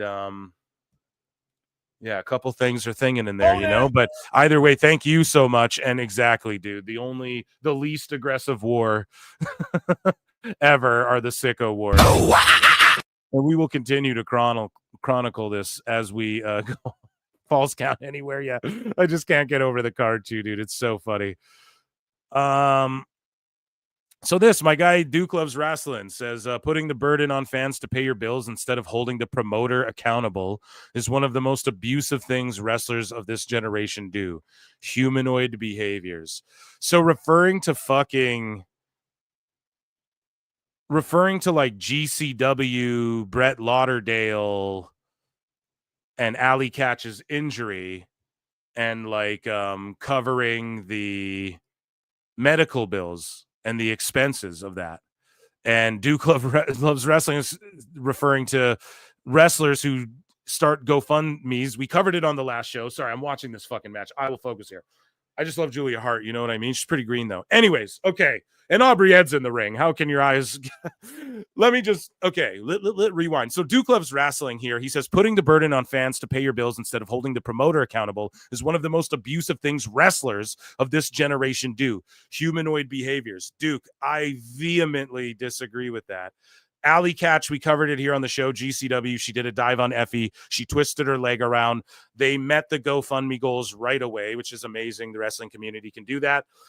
Man, if you guys live in America, like, they're not going to insure fucking pro wrestlers.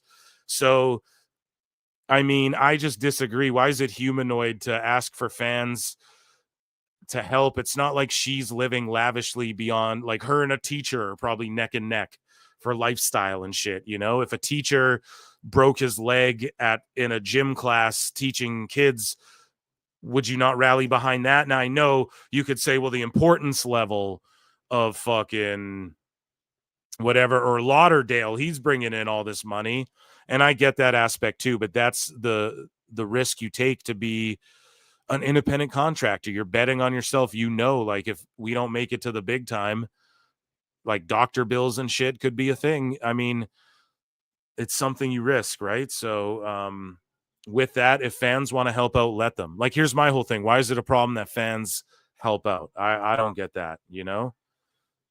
Especially people, I mean, think about Virgil, right? He used to get clowned, no lineups. And then now, the age of the internet, it's like Kevin Sullivan is going through something, right? RIP, or Dutch Mantel, let's say, and the fans and the people come together right now over me. They come together and they can help people now, people that I might not even watch wrestling, but shoot, Kevin Sullivan, like, holy fuck, even people like that can come and help people. There's nothing wrong with people helping people, man. So, and trust me, I'm not one of these hippies, you know, let's all just hug it out, man. But I vehemently disagree with calling a wrestler humanoid, dude. Duke. Just letting you know, bud, if you're listening. I don't know. But Brett Lauderdale responds to this goofball Skytel, who is just a fucking goof. Probably somebody who knows. It's just one of these UK goofballs. And Skytel goes, not to pile on GCW for the show last night, but I'm guessing they spent a lot more than they bargained for. Two things to consider. So GCW outdraws AEW, and now they're just going to shit on GCW. It's what the sickos are going to do. They outdraw AEW in the same city. Meltzer makes excuses. Now they hate GCW. So not to pile on GCW for the shows last night, but I'm guessing they spent a lot more than they bargained for. Two things to consider. GCW went past the NYSAC 11 p.m. curfew and most likely are looking at a major fine. I've heard 5 figures, not sure how high. Shut the fuck up. You live in the UK, I'm pretty sure. Hammerstein or at least historically requires union tech, if that's the case, and the show went past midnight, that's another hefty penalty. You're just talking out of your ass. Either way, I don't think the show went as hoped or planned, so I'm guessing they don't go back. I'm guessing they will be back, and I'm guessing they keep outdrawing AEW, you fucking cope lord. And then Brett Lauderdale responds and just cooks them, okay? 1, there's no such rule that is currently enforced by the NYSAC, and the on-site reps have discretion. We've never been fined. 2, the Manhattan Center, Hammerstein, is a non-union house, and the building was contracted until 2 a.m. We walked out the back door at 2 a.m. Boom. And this motherfucker is spreading lies. This Skytel dude, he doesn't ever know what he's talking about. And I swear he works for Tony Khan or something. But yeah, he just completely invented a bunch of lies. And Brett Lauderdale sunned him. And I'm all for these accounts all just getting destroyed. All of them one by one. And, oh, look, your boy Phil made it again. Dirt Sheets, thumbs up. So, Wrestle Purists, there are no plans for Corey Graves to be at tonight's WWE NXT. That's PW Insider. The same day. Corey Graves is expected to return tonight on commentary at NXT Fightful. And I go, Dirt Sheets. SRS says, I know it does, because the other part of it is something I reported months ago. You report absolutely emanated from these. Come on. This is not an original report. Credit where you got this stuff from. It's common courtesy. Do you know who he's saying that to? Chris Featherstone, the guy who broke the Ray Phoenix stuff and had the Penta quotes and all that. Now Sapp's going at this dude, right, who's now breaking through and getting scoops and talking to Ray and Penta and shit, and he has the inside scoop first, and then now Sean's like gatekeeping fucking reporting, but I thought you're just a gossiper, why do you care? It's insane, bro. And let's say it's rumors or you got this from, like, okay, who cares, bro? It's insane. And then he hides behind, well, it affects people's lives. No, it fucking doesn't, bro. Okay? It absolutely does not. Like, yes, if you're leaking personal information or something, but it affects people's lives when you say things like, okay, this is all I'm saying is Fightful not reported on like Ricky Starks hurt or whatever the fuck, right? Or Ricky Starks and Tony Khan don't get along. And then Starks comes out, I'm not actually hurt. I've been at, what do you mean? I haven't turned down any booking. And they have to do shit like that. You guys partake in that too. Let's not gatekeep other people just because they're getting scoops before you, dog. That's how it feels. That's how it comes across. So Chris's response was fucking great. The reports aren't exactly the same, and this just presents a cumulative case from separate reports of its veracity. So thank you, Chris Featherstone, for saying the intelligible thing. He said, great. So the reports are the same, even though we got them from different places, and this presents a cumulative case, like how science is done, like how news and journalism's done. Fucking wrestling media, a bunch of freaks know we have it and no one else. No, bro, you're supposed to. Oh, so you got that story and he got his over here and they're the same? Oh, so we can puzzle piece it together and go, this is likely what the case is. But instead, you're going to gatekeep them. Because no, we're the only ones and we have to be first. That's the culture. And that's the sickness we have to fucking break from these dirt sheets. It's the sick. Down with the sickness. So here's the last one. Paul Walter Hauser, Stingray from Cobra Kai. He's in a bunch of shit as he's about to brag about here. He DM'd and then leaked himself. So Walter Hauser DM'd all of this shit I'm about to read to you guys. You can see on screen to Conan of all people, to Conan, dude. Okay. Conan. And then he screen grabbed it all and posted it himself on his own Instagram. We're going to go through it. Paul Walter Hauser is an actor in many things. I think he's won Golden Globes and fucking Academy Awards and this and that. Solid actor. I like him. I don't mind that he's a wrestler at all. He's really giving it his best shot and he can do it. So let him do it. And he's not trying to shoehorn his way into AEW, but he is an MLW and some people don't like that. Hey man, it is what it is. He is a famous celebrity, but either way, I quote tweeted this and I just said, it is from the womb of art that criticism was born. Charles Baudelaire. Google Charles Baudelaire, chat. I don't know. French dude, poet, wrote shit. Okay. Writer. I call him writer, but he was more than that, But I just wrote, you can't be an artist and be overly reluctant to criticism, man. Somewhere in the 2000s, wrestlers forgot that shit. And I get Hauser's an actor, but he's trying to be a wrestler, so you got to play the part. Hauser's an actor too, so you'd think he'd understand this better than most, because like, are you going to cry at every critic who gave you 2 thumbs down on your movie when you're winning Academy Awards? Like, no. So he wrote all of this and sent it. He's like, something didn't look like Rick Rude and John Cena. They look like Dusty Rhodes and Bam Bam Bigelow. I ain't mad at you. Just educating the thing Disco probably thinks he does on your show. So dissing Disco. He sends a picture of him in the ring that I guess he thinks looks good of himself or whatever. And he goes, it's not like I'm Haystacks Calhoun or Bastion Booger, bro. Because they're just saying he's like a fat slob who's not intimidating. And then he goes on to say 3, you mentioned it. So he's lecturing him like 1, 2, 3, 4. Each point is like a big paragraph like this, dude. He's doing the fucking Sapp versus AR Gold. Hey, 1, you said this. 2, then you said that. 3, fuck you. But yeah, 3, you mentioned I'm not likely bringing eyeballs to products, but can you truly say the same for yourself in Disco? Disco never graduated from the low to mid card. Yeah, but Hauser, Don't be a oh my god, what's happened in fucking the world, dude? Hauser, he was the fucking highest rated quarter hour dude on WCW at some of their highest rated shit though. That's the thing, he was over. Do you guys get it? When you're over, you can lose. Roddy Piper never won the world title. He was over. Some people don't ever go to the upper card and they're just over and they work. Road Dogg was never, he was just a tag mid-lower guy. He was over as fuck, man.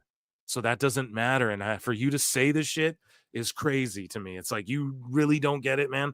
Anyways, and your height of popularity was 1 year as a mid-carder in NWO Wolfpack. Oh, shit. Oh, shit. K-Dog, not K-Dog. Dude, Conan was super famous in Mexico, though. I've helped independent and mainstream wrestling promotions get seen in the New York Times, LA Night with Colbert. I agree with all of this. Variety, USA Today, People Magazine, NY Post, and the live Emmy telecast. Damn, son, you fucking got anything else to brag about? 4, he looks like a fat fan.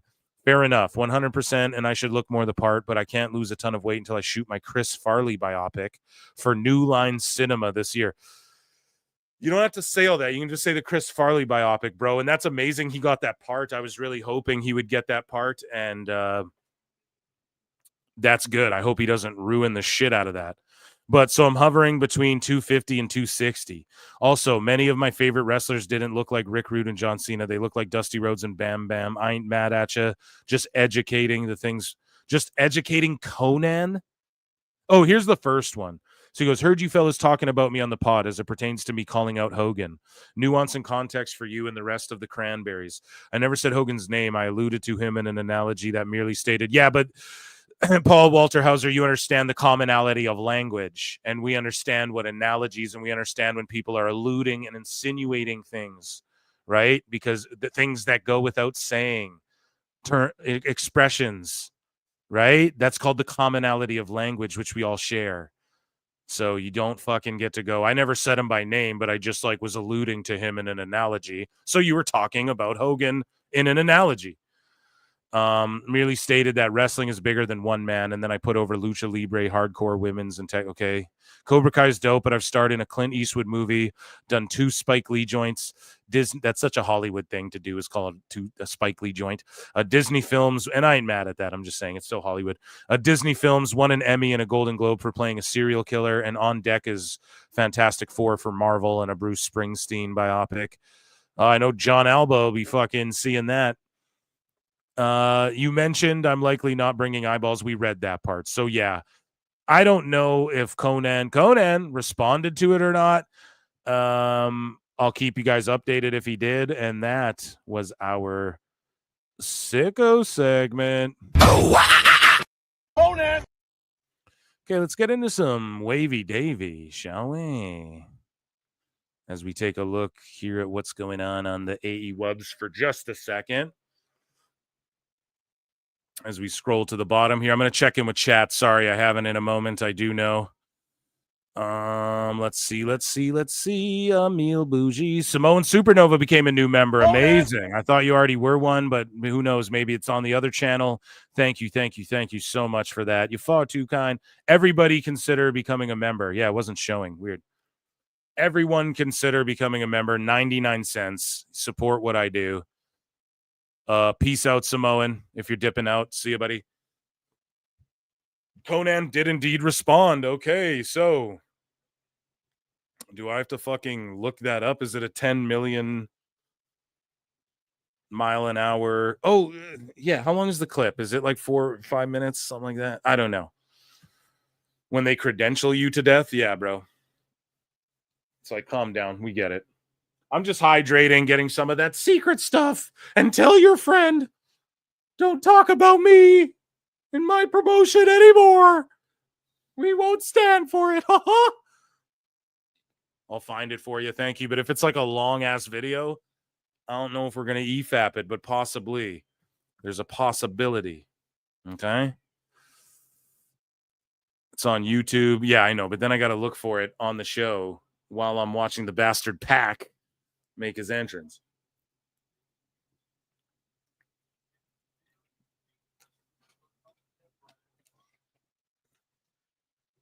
Yo, that chick's going crazy eyeballing up Pac, dude. Here we go. We're live, pal. Pac has the worst entrance music this side of Def Rebel. It's 10 minutes. Yeah, no, we can't fucking. I'm not, because you know half of it is disco being in summer. I love you, disco. But, so it is time. Well, let's give it a second.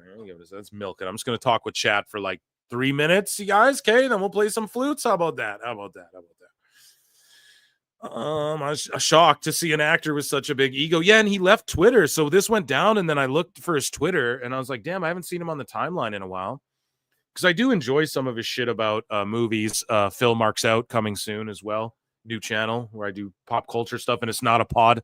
It's not a live thing like this. It'll be more whatever. But it'll be interactive and shit. Hope to see you guys over there when it launches. But yeah, I like his like movie takes and shit, you know, sometimes, and stuff like that. But yeah, just with like educating Conan. But he is right, though. He has gotten more eyeballs for Conan and them to be like, he hasn't. I don't know, man. MLW, some of these indies are doing a lot better. And a guy like him showing up and then legit being on like the late show tonight or late night with Jimmy Fallon or whatever this shit is, and talking about, yeah, I'm in MLW. Like I'm pretty sure he did that on a show. He was like, yeah, I got a guitar cracked over me in AEW, but I'm going to be at MLW. He said that on like Kimmel or some shit, you know? So that is a big deal. Whether you fucking, if it happened to AEW or WWE, we'd admit the same. So, but like, I mean, would he draw TV ratings? I don't know about all that, you know? And yeah, people just know him from Cobra Kai, but he's won awards for other shit. So I get why his ego's up there, you know? He's beloved by Hollywood right now, but yeah. Upcoming the sizzle to the steak. Yeah, let's see Flutes in the chat because let's see Flutes. Flutes in the chat. Flutes on standby.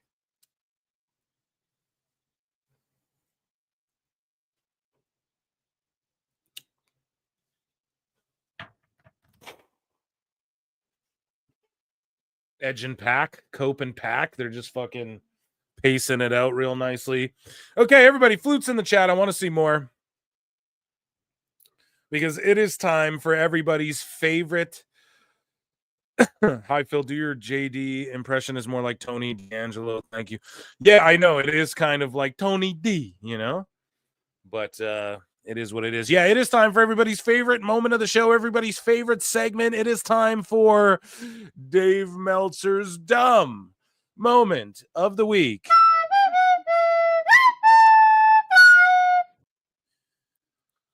So Wavy Davy has been going to war with Bischoff and Raj Giri. Here's like part 4 of this, right?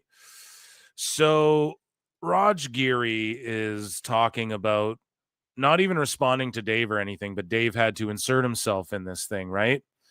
And Raj Giri says, I like Tony. He's a genuinely good guy. I think Dave makes it a lot worse for him from mentioning every day about how much AEW makes in profit to responding to AEW booking criticism with, but WWE, it can be insufferable.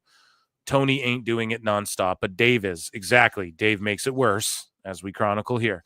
Raj Giri says, in response to Meltzy Weltsy, and well, Meltzer responds, he goes, because of the double standard. When I say, but WWE is something like AEW is bad because it has too many titles or too many tournaments or doesn't build contenders.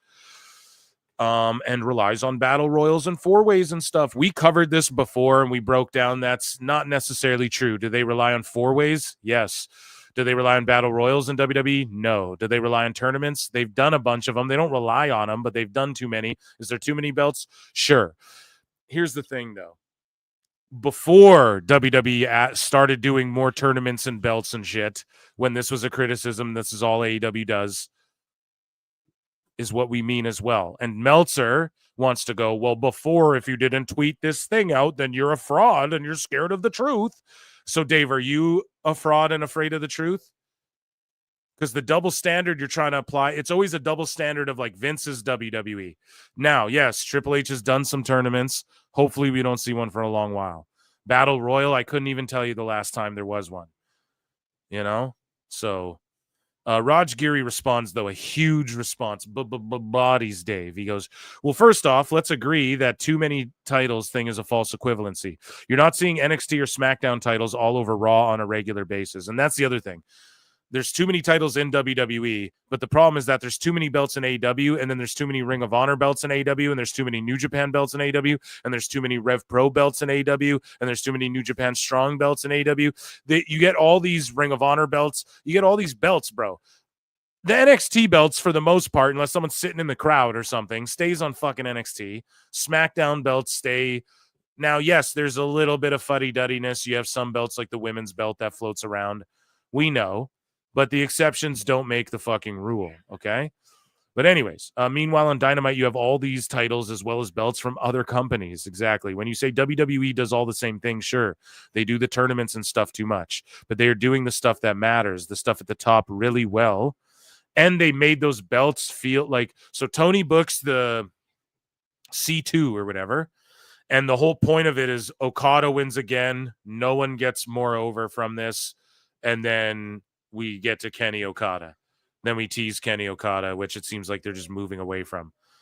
You know what I mean? So what's the point of it? Whereas, like, we just crowned the first ever IC women's title. We just crowned the Chelsea Green US title, and she's all over doing shit with, like, Netflix in Europe and all this sort of stuff, you know? And it's just levels to it, and they made those belts feel pretty important. Now, when there's too many belts, they all do get watered down. I agree, but... yeah, it's just a matter of like making the important stuff matter and not shoving shit down people's throats that they clearly are saying that they've had enough of. But anyways, WWE is doing way better right now. I'm not saying you never mention it, but usually your analysis of why WWE is killing right now is because of their production and aura, which isn't what got them hot. It was the storylines and characters. And man, seriously, every day you're bringing up AEW's profitability like it's going out of style. Who does that? Stepping back, you don't think that's weird? I own tons of stock in NVIDIA, Tesla, Apple, etc., and I don't go on and on about those like you do with AEW's TV deal. Exactly, because Dave owns 3%. No, but even if he doesn't, it's just here's the thing. I don't care if the show's shit and rich guys are getting richer. I don't care about that. If it's shit, it's shit. None of that matters. It doesn't mean they're comparable. It doesn't mean that especially from a company like WBD, giving them all that money. Now to go, dude, look at this crazy deal that WWE did. Okay. That is like, listen, they're revolutionizing, and the money, it's just like apples to oranges, the amounts and how frequently they're doing these huge deals and shit like that. And the people watching it in comparison, and the houses and everything included, the merch sales, everything included. You just really can't compare them. So yes, these guys are making a bunch of money, which I don't believe, but nobody cares about that. We don't love WWE right now. It's not hot right now because rich people are getting richer. It's hot right now because the stories and characters matter, right? We don't go, oh man, Dana White's sure getting richer off this. We don't give a fuck. When The Rock buys more stock, we all laugh and go, oh, final boss, you know?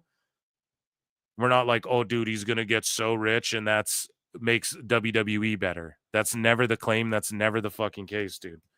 It's really ridiculous. Anyways, Raj says, when you say you're critical of AEW like you are with WWE, I call bullshit. You'd use phrases like WCW 2000, incompetent, etc. with WWE, which you never do with AEW, which AEW is akin to at this point, even though it's fitting, and the numbers show that. So, Raj, shout out Gigantic Pop, shout out Matt Morgan, my brother, shout out fucking Raj Giri. Wake and baked Dave right there, dude. Cooked him 6 ways, bro. 6 ways from Sunday. Awful Wrestling sending me fucking, he made an edit. Go and check out Awful Wrestling's edit of Tony and Elbu having a chat. Maybe I'll show it on the show. So Wrestle Talk says that AEW Cope, Adam Copeland, says he sees talent put pressure on themselves to attain high star ratings in matches, right? And He says that star ratings for wrestling, what does that even mean? The pressure that I see talent put on themselves to try and attain this thing that just doesn't even exist. Just go and have fun. That's what it's supposed to be. That's why you got into wrestling, is to have fun. There's no other reason to do it. It's not normal to land on your back for a living. We watched the actual video clip of that earlier. My response was, this right here is an indictment of AEW. I promise nobody in WWE is feeling pressure to put on a 5 Meltzer star match. And look at the difference in TV quality in the houses they're drawing. Dave has not only affected the business in a terrible way, but he's trying to kill it. Now, some people were like, oh, that last part, you don't believe that.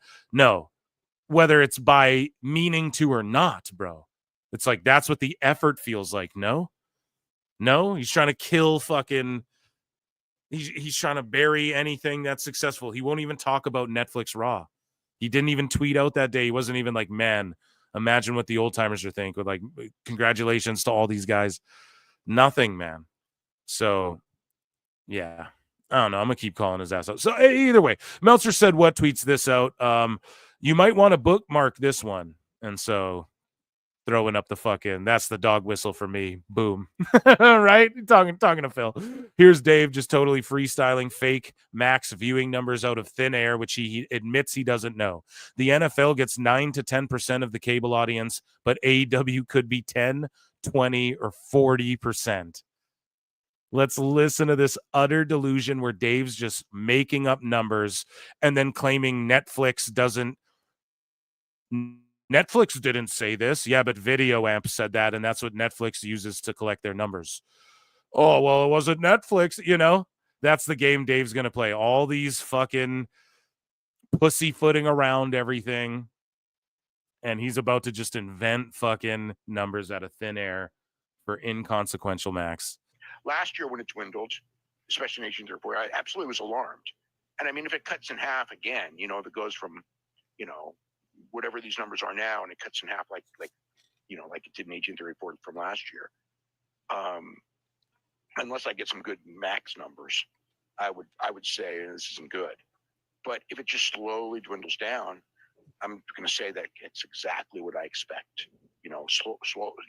People are going to switch to max, and that's fine. You're not losing anything. It's not dwindling or anything. It's the exact same, Dave. He's coping. It's the exact same that it was. Okay. And then, if people stop watching, then I guess you could say they go to max. No, I would just say that they're done watching this show like everybody's been done watching this show.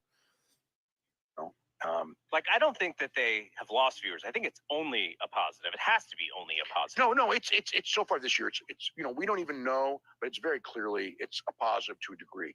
Is it a giant positive or just a small positive? That's the question that we don't have answered. But it's absolutely. It's a small positive, or else they'd be like, oh my God, look at these numbers. That's the answer, Dave. It goes without saying, right? You're smarter than that, I hope. Because, at worst, we're talking there's going to be 10%. And I think it's going to do more than 10%, just because. Listen to this. So Dave's trying to add 10%. So magically, the ratings have been in the 600,000s for fucking ever. And now magically, no, man, that's like 60K or whatever the fuck he's trying to say. 75K. It's more like 10K, Dave. If you really look at it, man. And then listen to what he's about to say. AEW get 10%, but NFL will get what Meltzer said, what quoted, 4% or fucking 9 or whatever.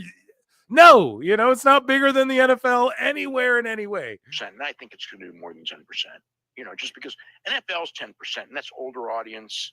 And, it's not an audience that's as whatever I would call, you know what I mean? Like if it's not an audience that whatever I would call, you know what I mean? No, we don't know what you mean, Dave, because you didn't tell us what you would call it. You just interrupted yourself. Whatever, like Sunday Night Football, where people are just used to watching NBC. Is he not going to say what he would call it? Wait, chat, am I fucked up? Is he not going to say what he would call it? Hold on. Let's back that up. Whatever I would call, you know what I mean? Like if hold on, wait.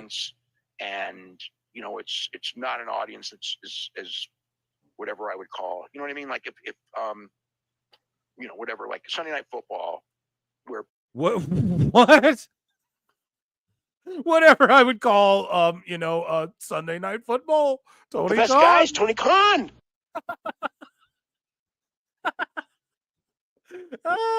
That's like a blink and you miss it one, right? Like it almost slips past you. That's fucking legendary Dave right there. What you would call what?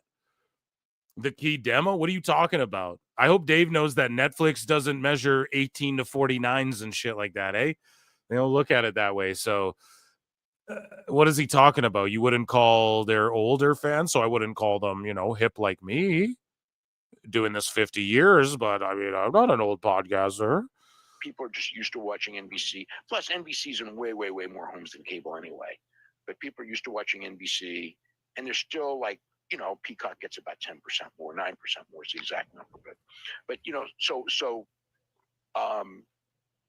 it's gonna. So why would AEW do that? So WWE does this, so of course AEW would too. Be more for wrestling, because it skews younger, and because the wrestling audience is more used to using streaming services, because there's it's just more conducive to it, because WWE went to Peacock so early and everything, or before that had the W Network, and there's all the other wrestling networks out there. So it's going to be higher for wrestling for sure, because of the nature of the fans and how the fans have been weaned. But again, I don't know if it's 10%. Okay, it's good. If it's 20%, it's better. If it's 20, that would never happen. 40%, then it's pretty. If it's 40, NFL gets 10, but hey, if AEW gets 40. Yeah, that would be great. That'd be great for the NFL too, bro. What the? Great. I don't know. Based off. Then great. I don't know. Yeah, we know you don't fucking know, bud. I could be a top football analyst, and AEW would outdraw the NFL. Patrick Mahomes. So Meltzer and Raj, dude, they're going at it again. They're going to war. So Dave Meltzer points out that WWE has 19 titles and AEW has 15 titles. And then this guy's like, WWE has 11. NXT doesn't count, because it's true. It's its own like fed kind of, but if you want to count it, sure. But again, you don't see the belts all over the place. Raj Geary goes, context again. Watch a month's worth of Raw. How many titles are defended on the show during that time? At most 6. Now do that with Dynamite. They literally have 3 men's mid-card titles on the same show, and then all the silly ROH titles. It's a bad faith comparison. Absolutely is. It's Cope. It's just him fucking Adam Copeland, dude. It's all he fucking knows how to do anymore. So Raj Geary responds back to Dave again. So Dave responds and says, yes, go back to Raw and Dynamite over the past month and count them up. And again, we can't operate with exceptions making the fucking rule, guys. So if there's 1 month where AEW just so happened to have less title matches or less champion spot, it doesn't mean that in the last however long, okay, since the inception of AEW, it doesn't mean that it hasn't been happening to the point where it's noticeable. What show, okay, let's just ask this. What show has belts from other companies? Like, Dave is not counting ROH belts, right? Or is he? Maybe he is. I don't fucking know. Is he counting? We should look that shit up. Maybe he's counting the ROH ones as well for AEW. But either way, man, it's just a weird thing to cope about. And just to honestly not be able to say, well, I mean, it's okay to say WWE has more titles. Yeah, sure they do. But exactly, if you don't count NXT or how often you see them, which again could be a problem. Oh, you don't see your champions enough. They just pop up and that's all up for debate. But what Dave's trying to do is be like, oh, see, it's okay if but not over here. No, it's the booking, Dave. He just can't admit that the booking and the creative is bad and that people don't want to see Ring of Honor belts is what we're talking about too. We don't want to see Jericho wrestling for the Ring of Honor title in AEW shit. We don't want to see the 6-man Ring of Honor belts on AEW, bro. Maybe once in a while if there's like a crossover or something. And now if you're looking at the screen, the Whitepool Combat Clan have FTR and the Rock and Roll Express kidnapped again. So they keep kidnapping them, releasing them out in the wild, and then kidnapping them again, and then releasing them out. This is stupid. They'd go to prison. None of this makes sense. Moxley's cringe as fuck. And yeah, this is exactly what Dave can't admit. Like, no one wants to see this shit. And the faster you all admit no one wants to see this shit, the faster we can get to seeing shit that people want to see. To put it as simply as I can, because I've said this every which way other than in fucking Mandarin. I got to say this shit in Cantonese or in Japanese so Meltzer fucking understand. But yeah, Dave is just bad faith arguing here. And so I'm just watching this Bumbaclot Club thing go down here. Raj Geary responds, Dave, in good faith, do you not see the difference between brand-specific titles and titles on every show? Do you not see the difference between AEW having the TNT Continental and International titles versus Raw having one mid-card and SmackDown having one? Exactly, Dave. Thank you, Raj. Much smarter than I. Said that brilliantly. And no, Dave doesn't understand it. So we're taking a Tony Khan timeout to watch this beatdown. Same old shit. The best Same guys, old Tony shit. Khan. Same old shit. Same old shit. Cash Monet for $2 says, legend have it. Dave is still working on that sentence. Yeah, 8 million words. Stupid idiot. 8 million words and the long 80 million. And the longest sentence was 1 million words if you count all the ums and ahs and actuallys. Tony Khan. If you don't count Tony Khan, it's more like 20 million. So Jay White comes out to make the save. It's just so like we've seen this so many times. We're stuck in a fucking time loop. Yeah, that finish was flat as fuck. And then Yuta's getting all the... It's like him and Jay White. They're going to really try and use Jay White to get Yuta over. I can't fucking believe this company, man.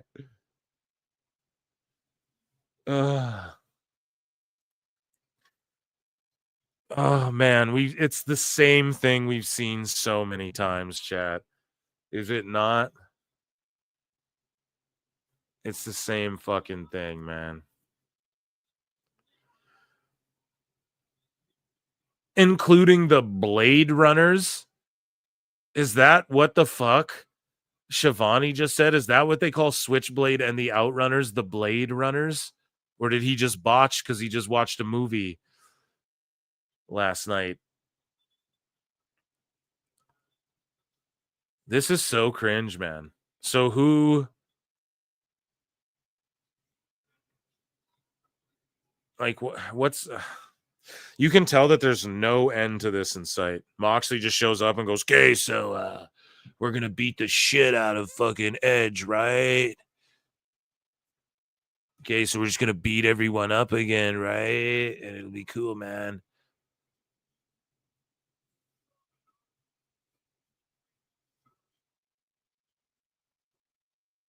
And then they just dip out. And then the show will end, or what? Fucking Yuta. Yeah, what a fucking bad... Yeah. We'll see you Saturday night. Yeah, we're going to be watching SNME and that bullshit at the same time. Fuck beings, chat.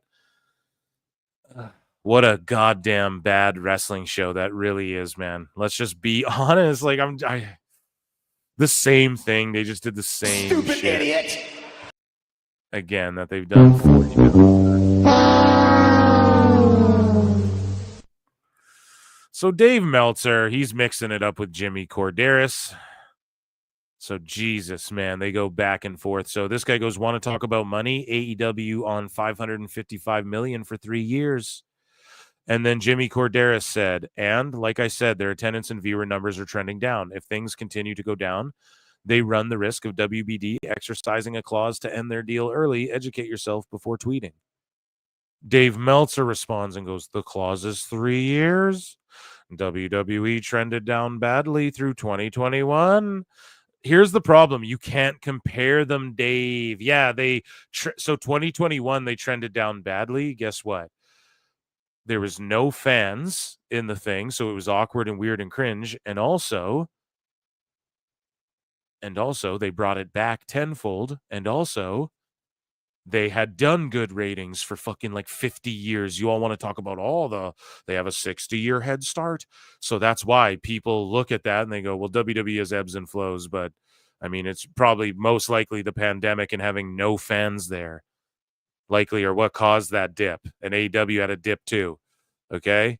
And now, like, compared in hindsight to, especially, it's just been trending down and down and down and down. We're going down, down, down, sugar, we're going down, swinging. But yeah, so it's always, what about WWE? But then when it's like, well, WWE this, well, AEW's only 6 years old. I mean, come on. Bro, you can't do the whataboutism and then not accept the whataboutism in return, which you don't do, Dave. So this is just Cope, hot and fresh out the kitchen, man.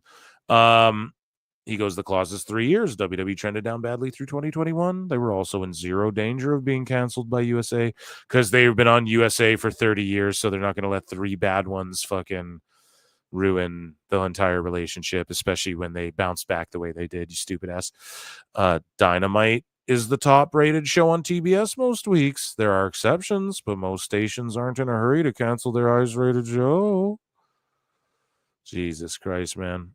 And then Jimmy quote tweets and says, Dave, please stop jumping in with the but WWE stuff. It really is getting tiresome, and honestly, I was giving you the benefit of the doubt, but your constant defense of AEW is why so many in our business say you have a clear bias. As a journalist, you're not helping your case whatsoever, man. Not at all. And then Meltzer responds to that, and he says, what did he respond to that? I think it fucked up. You fucked up. You fucked up. EC dub. EC dub. Where is it here? So he goes, sorry, but anyone who says I have a bias doesn't read my writing. Like the bias, it's the holy gospel, Tony God. Actually, you know what they call but anyways, so CMLL. Sorry, but anyone who says I have a bias doesn't read my writing. You know, I cover actually the business. AEW is, or at least declining in popularity. The jury is out with the new exposure levels. You absolutely can say that. So it's just, well, they're only not as popular because of the exposure. And it's not because WWE is good that they get more exposure. It's just because Jey Uso's not cool. CM Punk isn't cool. People don't like Cody. Roman's not cool. People don't like The Rock. People don't like John Cena. People don't like Chelsea Green. Even though Michael Bublé is like, yeah, I love Chelsea Green, even before all this shit, Dave. And you are just coping. Like, them having this exposure has nothing to do with their good years that they put in. While Tony Khan was just an itch in his daddy's sack. You know, it's crazy. I cover business. AEW is, or at least was, declining in popularity. The jury is out with the new exposure levels. You absolutely can say that, but you are making stuff up now about the deal and the idea of cancellation. If you tried and act like WWE is collapsing and would die a few years back, I'd say the same thing.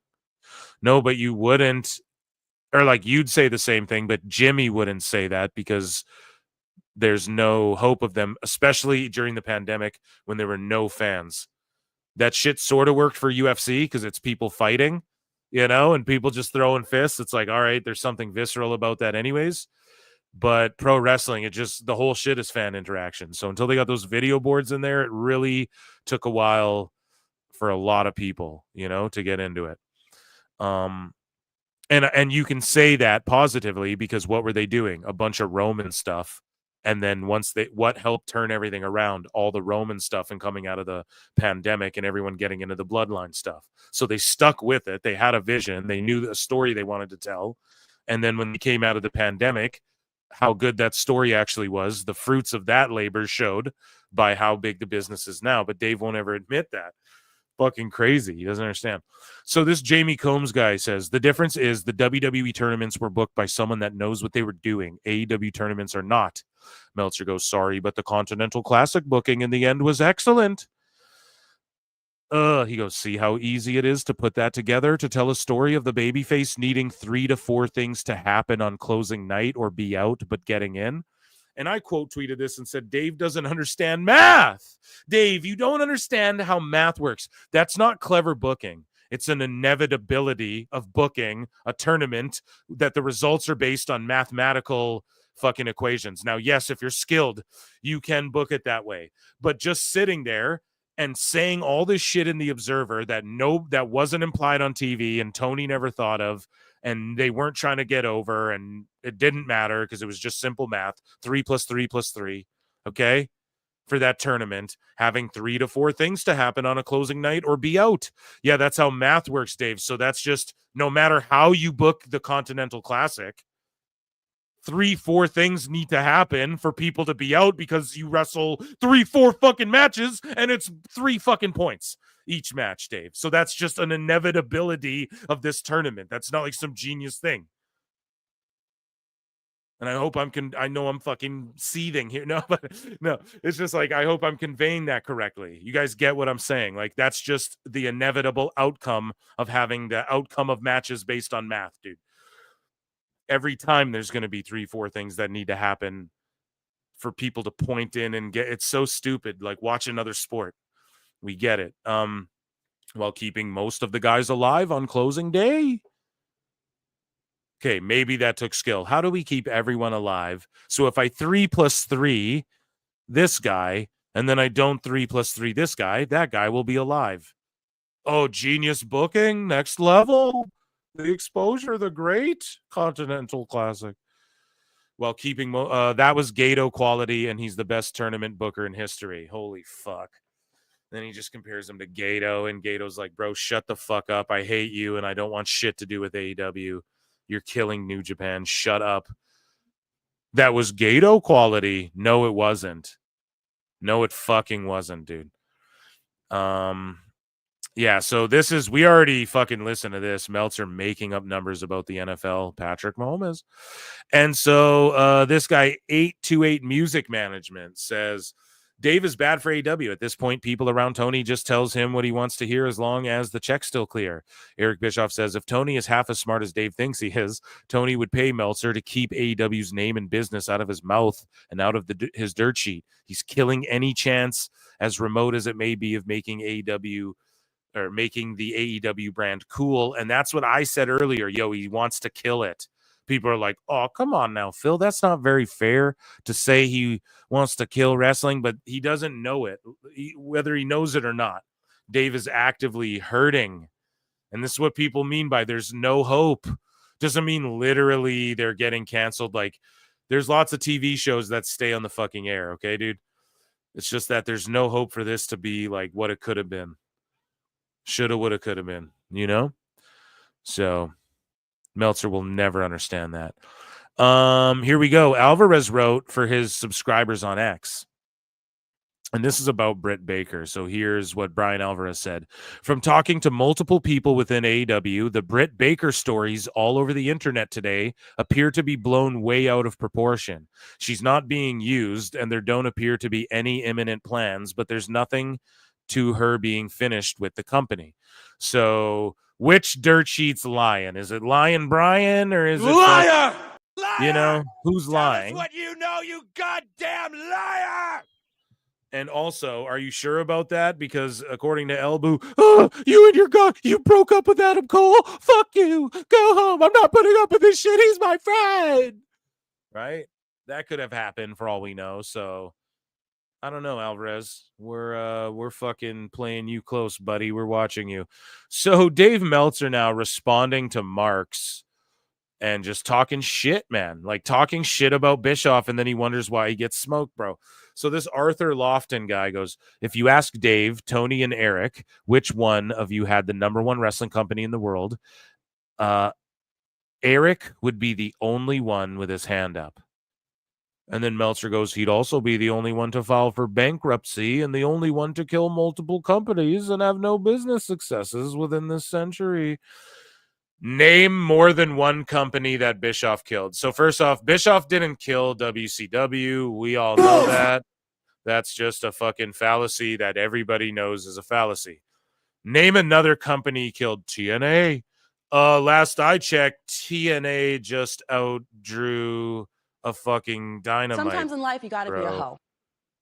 For their pay-per-view, and they're aiming to do 7K and shit if they're able to do that. I know it's not going to be an immediate thing, but they're working their way up, and GCW just outdrew. So last I checked, TNA just got a new TV deal too, bro. So what are you talking about? He killed TNA? Is that what Dave means? What is multiple companies? WWF? That's still going well. So what is he even saying?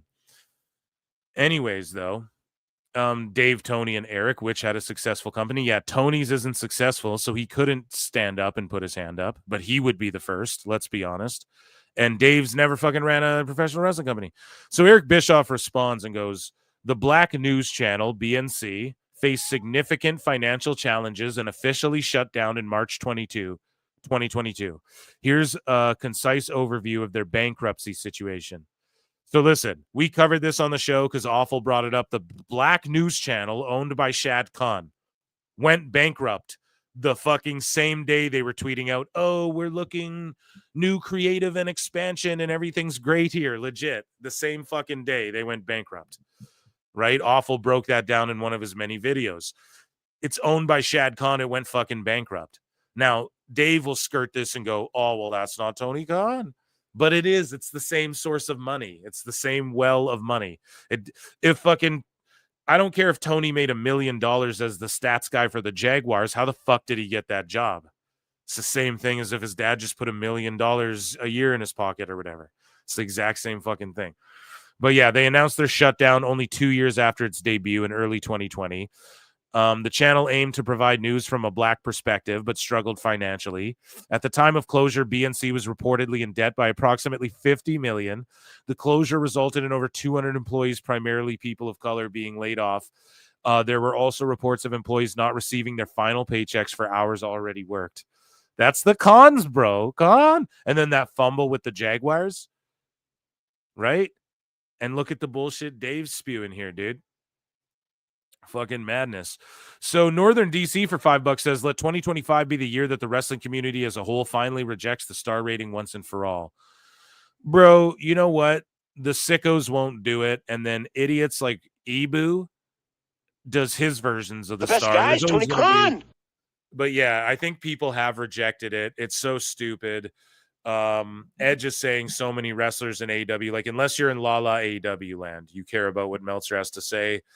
And yeah, if you just can't admit that fool is helping kill and diminish the company, I'm so sorry. You're a lost cause. It's just what it is, man. But I agree with you. But I don't ever want Dave to stop, dude. I want him to keep doing this. I want to keep roasting him forever. You know what I mean? So Dave Meltzer also thinks he can speak Japanese, by the way, is what the mole said. And then I quote tweeted it, and I think I unbookmarked it by accident. The Phantom Ghostmark, the great Phantom bookmark guy. I don't know. It's terrible. Anyways, I quote tweeted it, and I wrote the best guys Tony Khan in Japanese. And I thought that was funny. Got like 2 likes. So there you go. But that's funny if he does. Konnichiwa, Dave. Eric Bischoff responds to Meltzer again. I told you, Dave's going at everybody. So Meltzer says, he'd be the only one to file for banger, whatever.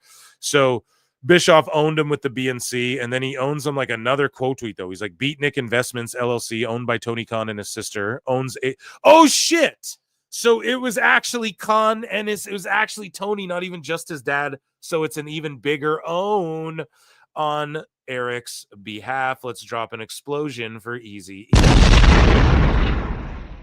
So owns AEW and was an owner investor in the BNC filed Chapter 7 bankruptcy on behalf of BNC in 2022, 50 million in debt, blah, blah, blah, 200 layoffs, Chapter 7. So just completely owned. Meltzer, of course, didn't respond because that's what Dave does when he gets owned.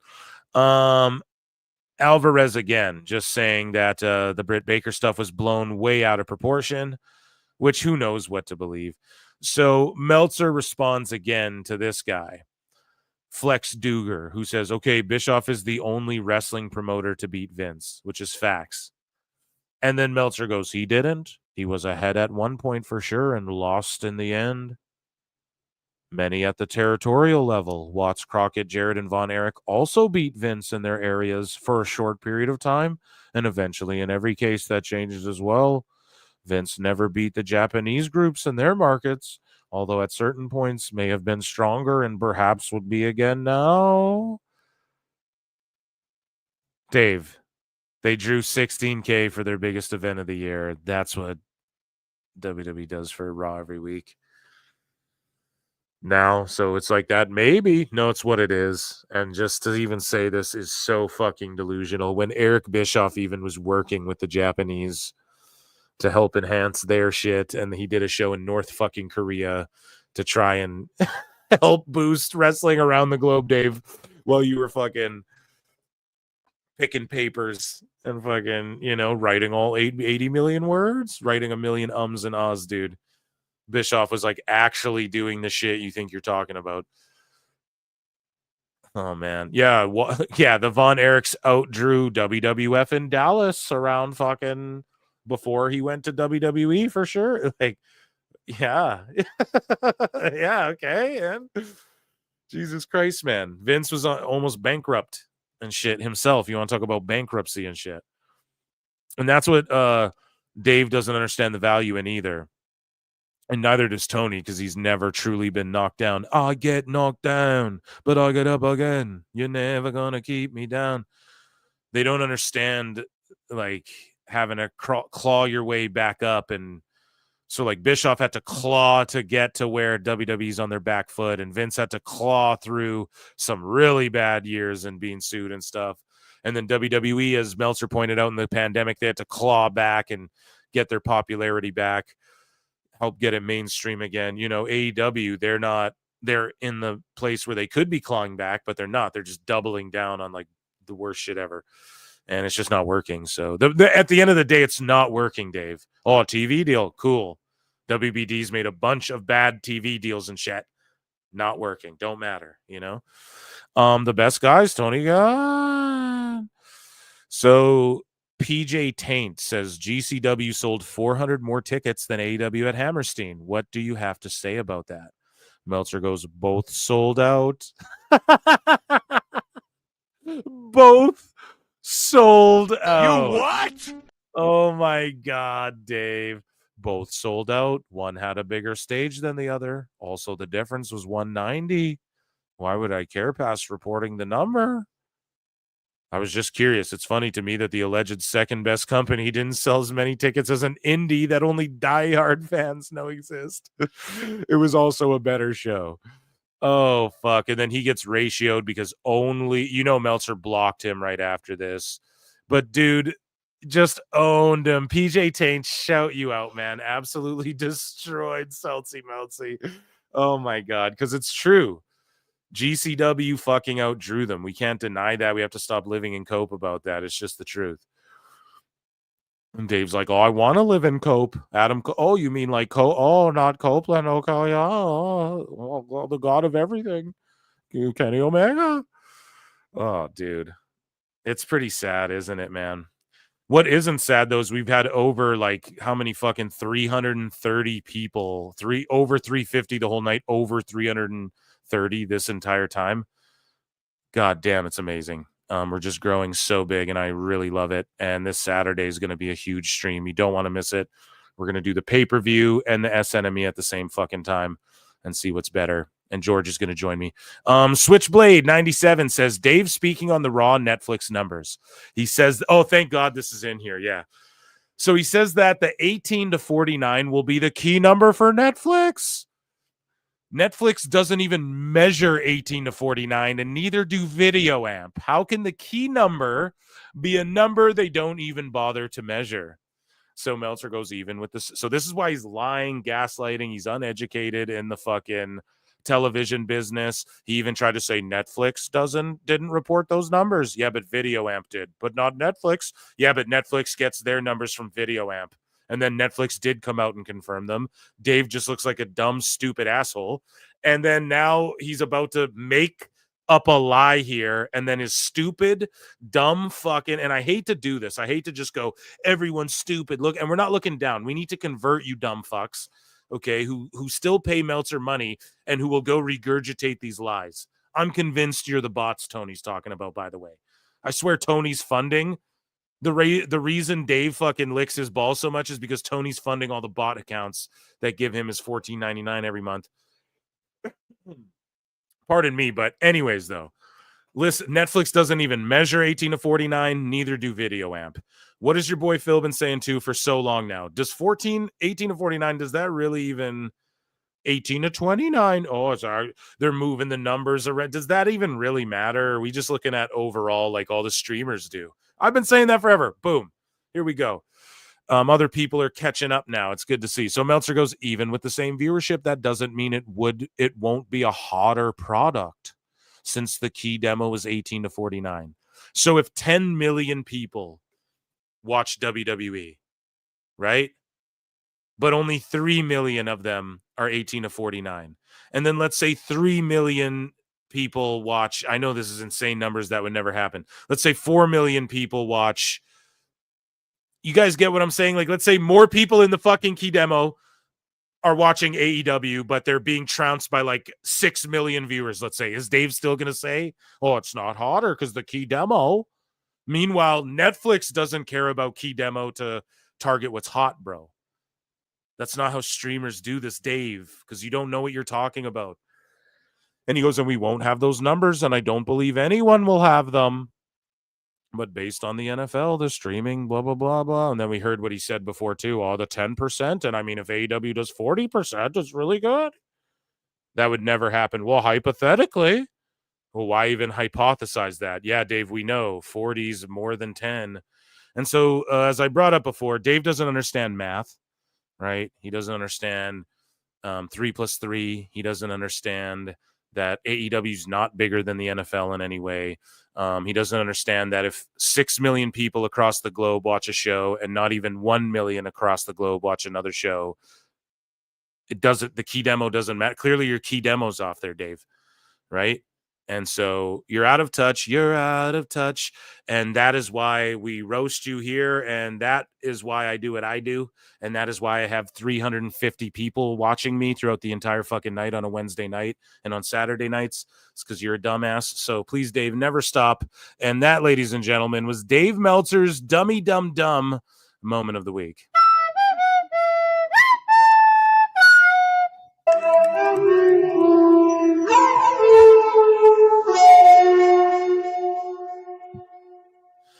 Netflix don't care about age. They care about you paying a sub. That's exactly it. Ladies and gentlemen, I want to thank you all so goddamn much for being here with me on this day.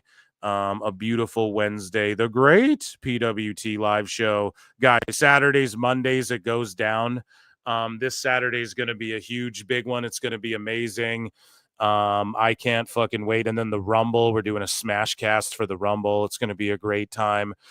Thank you all for being here. I appreciate you all very much. And make sure you hit the like, the subscribe. Consider becoming a member. It's only 99 cents. Consider becoming a patron. I don't know what the fuck. I'm doing a content dump on there soon, I promise. And yeah, Phil Marks out coming soon. Also, yeah, just lots of stuff in the woodwork. Me and Grapple Vision linking up tomorrow. So I'll drop that tomorrow night or Friday morning. Take care of each other. Drink lots of water. Don't be a sicko. Or if you do, be like a fun sicko. And yeah, see you all in the upside down. Until next time. Thank you, chat. Love you. Peace. It is a fast-acting viral strain that infects the host immediately. And upon getting sick, the infected will become racked with coughs, sweat profusely, and start to get the shivers and chills. There he is, the legend. The man, the myth, the legend. Yeah. You can't literally run a promotion just for the AEW, what do they call them, sickos? Thank you very much, TikTok and AEW. See you tonight. Tony Khan started telling people there's no such thing as long-term booking anymore. It's week to week. The best guys, Tony Khan. We just secured the bag. It's not like I tried to be a character. It was just sort of happened naturally. But it was never something I intended. It was just something that happened because the wrestlers asked me to do things in matches, and I do them.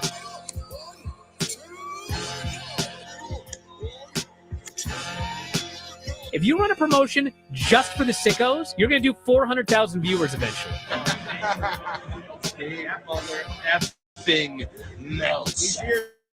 You know that SmackDown actually went over and everything? Yeah. You know, What's the point? the point of SmackDown. What are you getting at here? That the DVRs didn't pick it up. Did they not pick it up? Mine didn't. Let's get into everybody's favorite moment, and it is called Dave Meltzer's Dumb Moment of the Week. What would you like to listen to in your ears? I'd like to hear the flute. Well, if you'd like to flaunt your flute, then we can find you a flautist. We just secured the bag. It doesn't help me. Okay, so complain, but I will complain. let me have my misery. And when I heard that, I was like, what? Thank you, fuck you, bye, boom.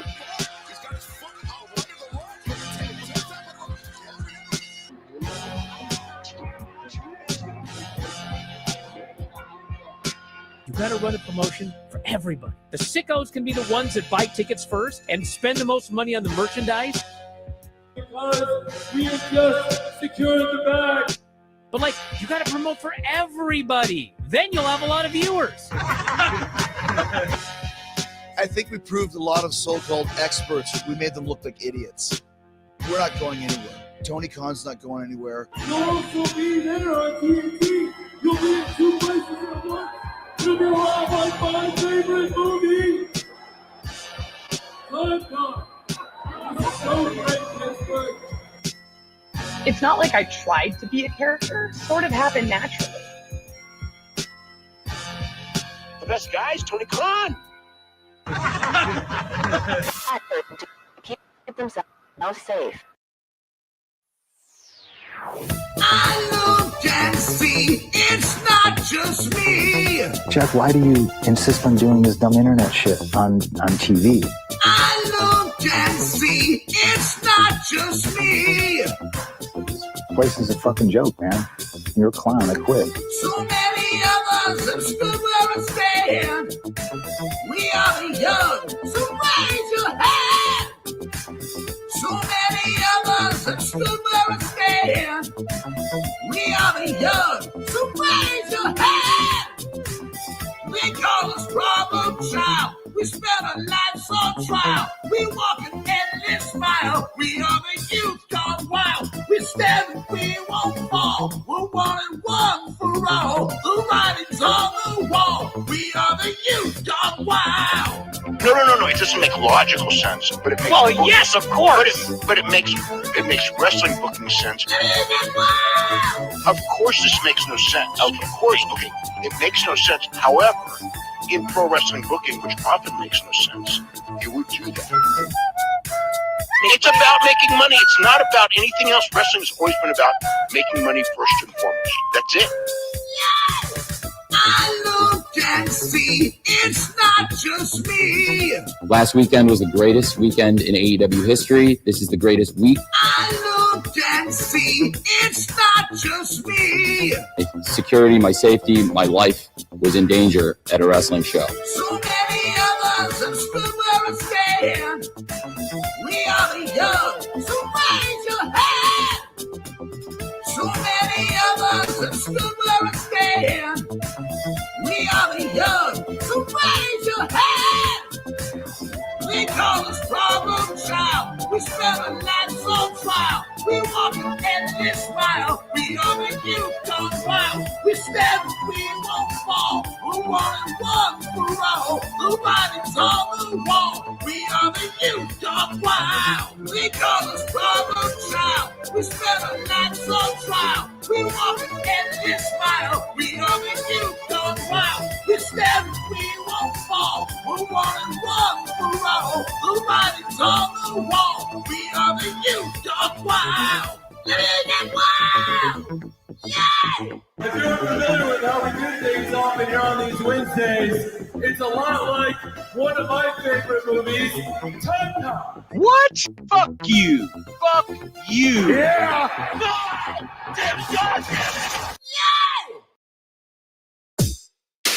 SDL. 2 bad bitches, 1 hot track. B3CCA, bitch. 2 bad bitches, 1 hot track. Hello. It's that B3 flow. You said you know me? I think you don't. my friends are rich and you're looking hella broke. With Matt, I'm the real rough rider. Can't keep up, my arms must be tired. Slow-mo, supervillain, Zack Snyder. You talk shit, but I know you're a subscriber. DSL on our lips cause we're naughty. Hannah Montana acting like Miley. We can't stop cause we're the life of the party. Got your man squirming Scotty too haughty. STL with a $sign code. B3CCA with the 3 cause I'm cool. Face hat, ass fat, say that. Two bad bitches, one hot track.